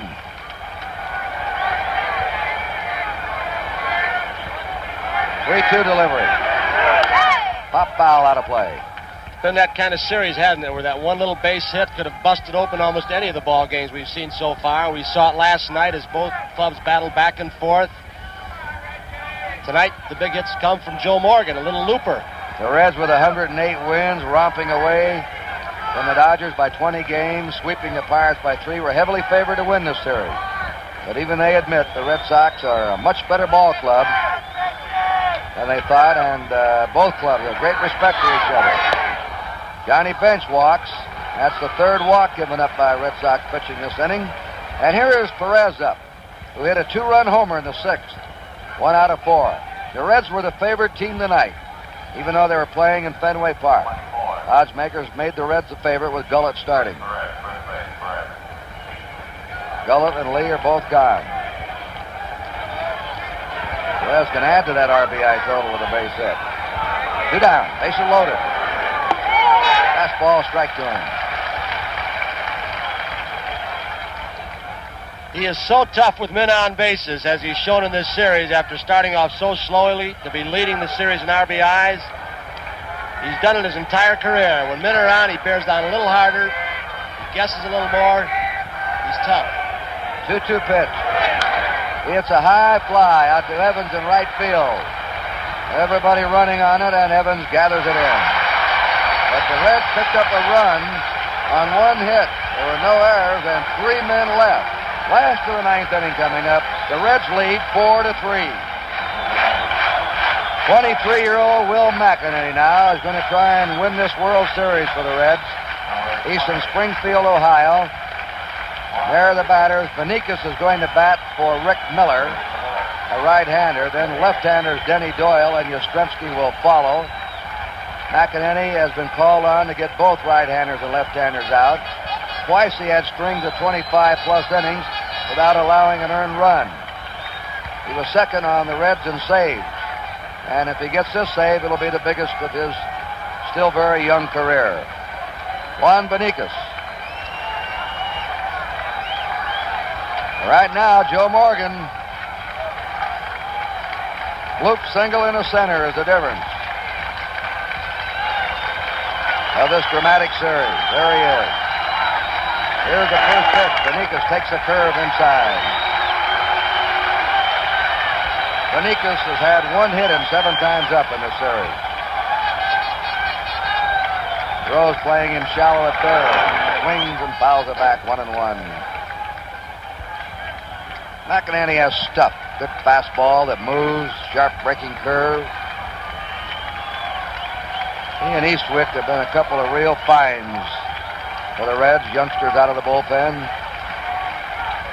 And they've been trained to be relief pitchers.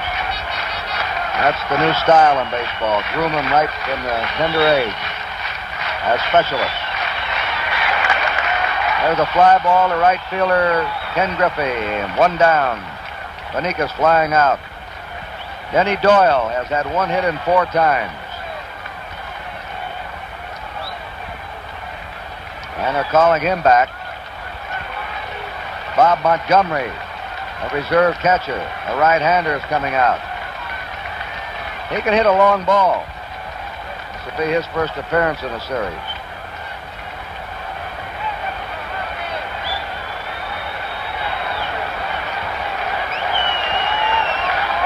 One out, nobody on. The Reds ahead 4-3.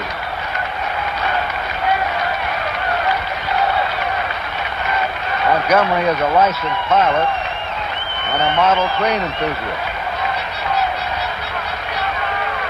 All he has in mind right now is trying to get a hit to get on. McInerney's delivery. There's a ground ball to Concepcion. The Red Sox are down to their last out. The Reds are 1 out away from winning the World Championship. And Carl Yastrzemski gets a standing ovation. Win or lose, he's been a great player for Boston since 1960. And he's the captain of the team. Well, maybe it's fitting he has the last shot of the series. McInerney's delivery. Outside, ball 1.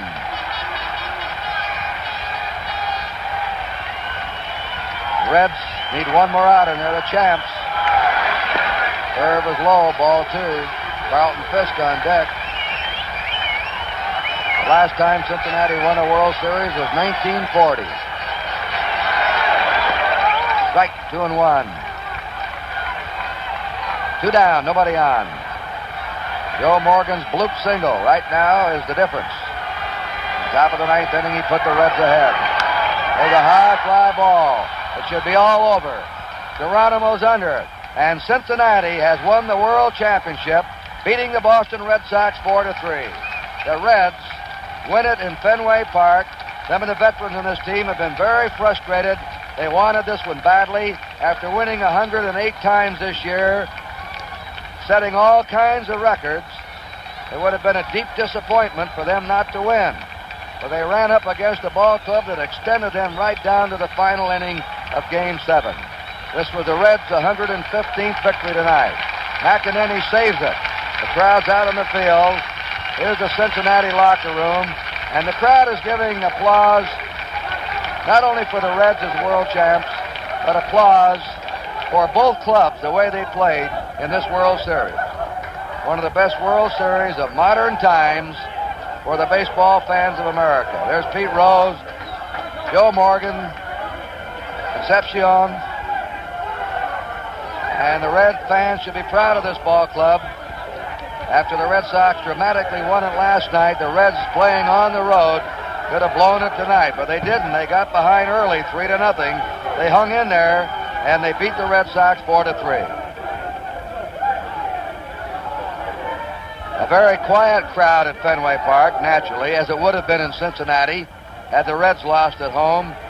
And the crowd just sort of standing stunned. It reminds me, there's Johnny Bench, reminds me of the crowd in Kansas City on Christmas Day with a full moon shining over Old Municipal Stadium when Garo Yepremian kicked the field goal and Miami beat the Kansas City Chiefs in the longest football game ever played. And the crowd just picked up their seat cushions and left the ballpark.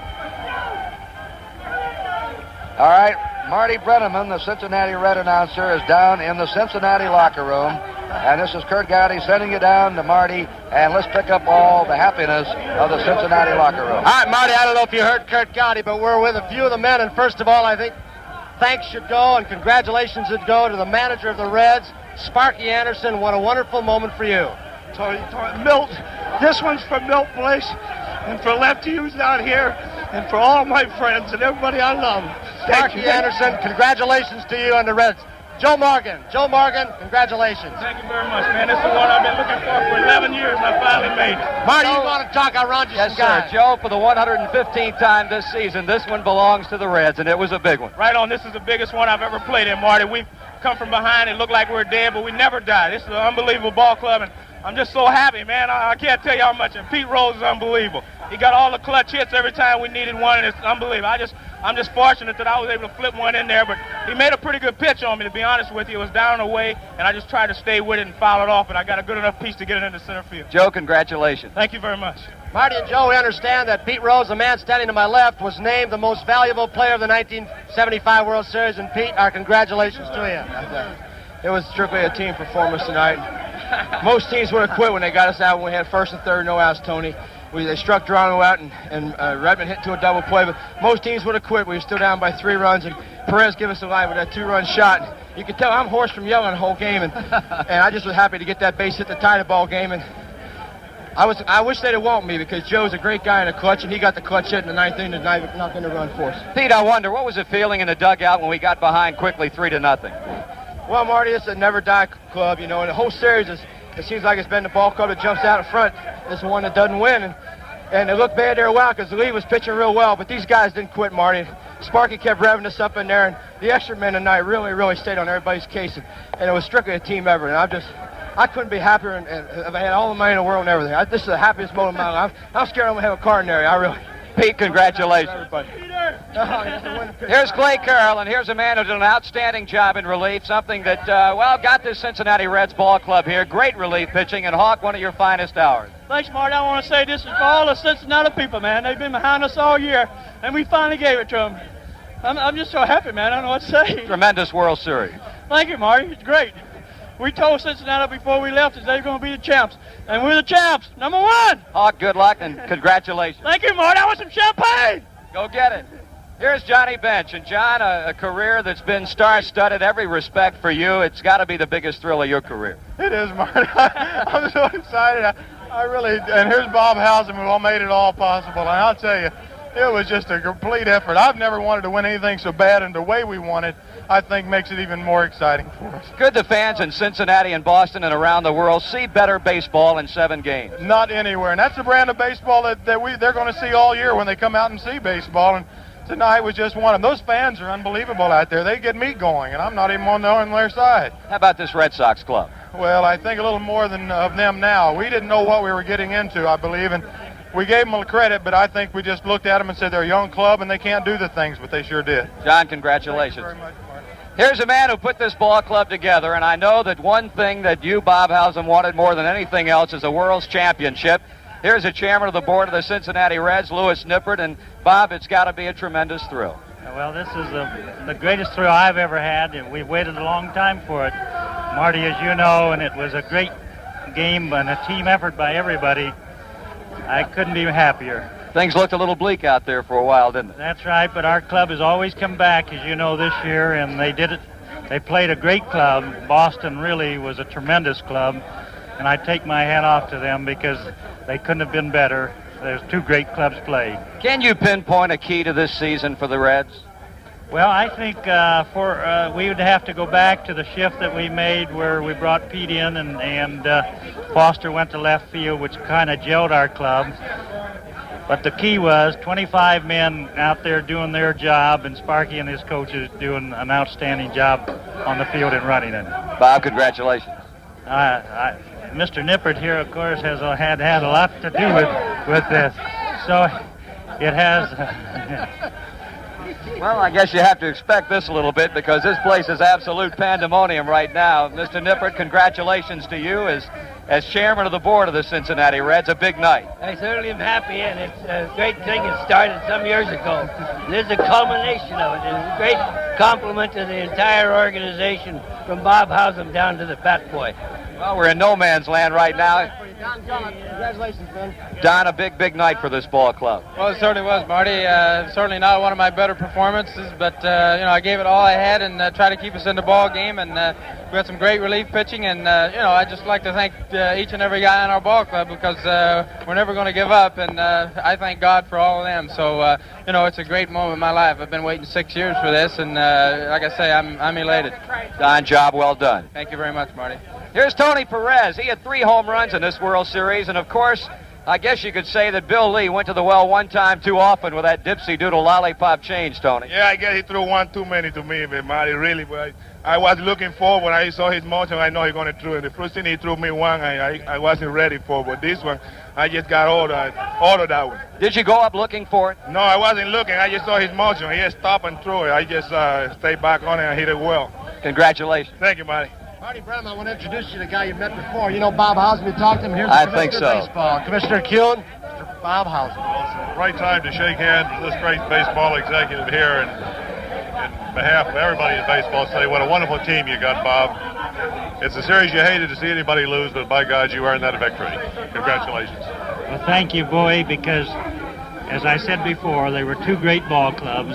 Naturally, we're so proud to win it, but it couldn't have been a better ball club that we played against, and they really did. Well, as you know, we went into the 9th inning, and it was all ready to be another long evening. Fortunately, we stopped it. Commissioner, as your tenure as the baseball commissioner, have you seen a World Series with this much excitement? Never.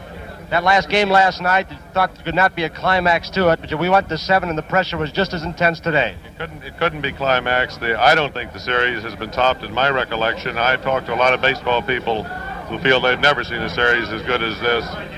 And the way this team played, the defensive play, the steady championship kind of play they put on the field there, they deserve the victory. There's no question about that. But oh, what a series! And a thanks to two great cities, Cincinnati and Boston, Mr. Tom Yawkey, who ran this thing here like it's never been run before, and great fans in both areas and all over the world. And I think great entertainment was provided for fans all over the world by this World Series. Let me second something you just said there, Tony. We don't have two finer organizations in baseball than this organization and the Red Sox organization, and it's very fitting that a series of this quality should have come from those two organizations, and not very surprising. Baseball Commissioner Bowie Q and the President of the Reds, Bob Howsam, Marty Brenneman, I think they want us to throw it back upstairs and see what Kurt's doing. Let's go to Kurt.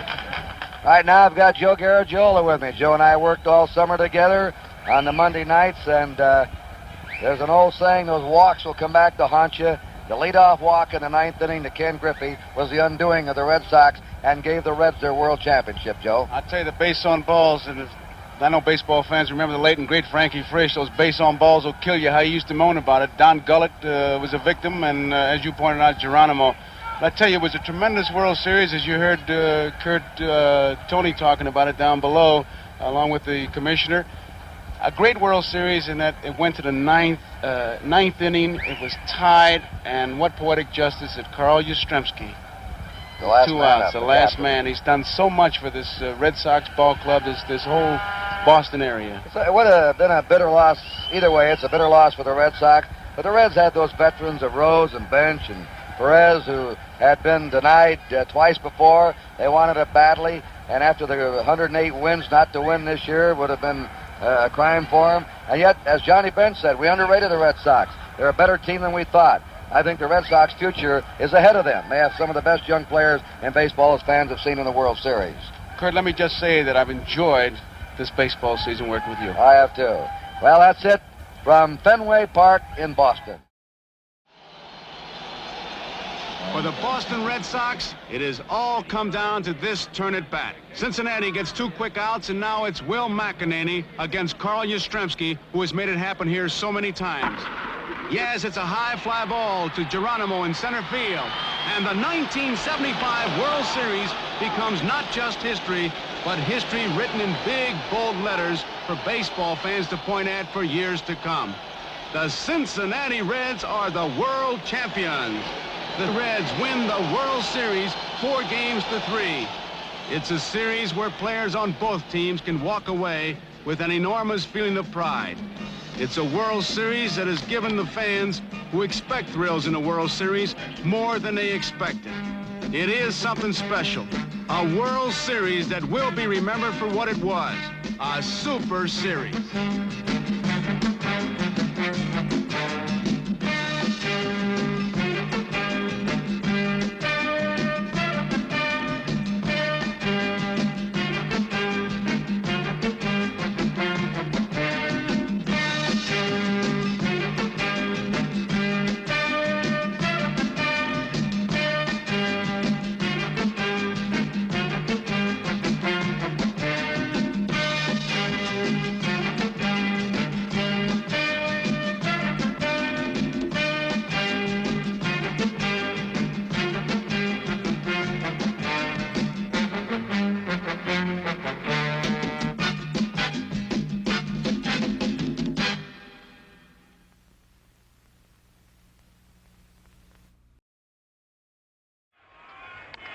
Perez bounced out third to first and flied to right. He's 0 for 2.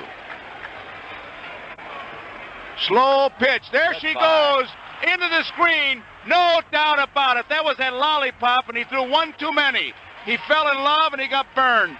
I guess you could say that Bill Lee went to the well one time too often with that dipsy doodle lollipop change, Tony. Yeah, I guess he threw one too many to me, but Marty, really. But I was looking forward when I saw his motion. I know he's going to throw it. The first thing he threw me one, I wasn't ready for. But this one, I just got ordered that one. Did you go up looking for it? No, I wasn't looking. I just saw his motion. He just stopped and threw it. I just stayed back on it and hit it well.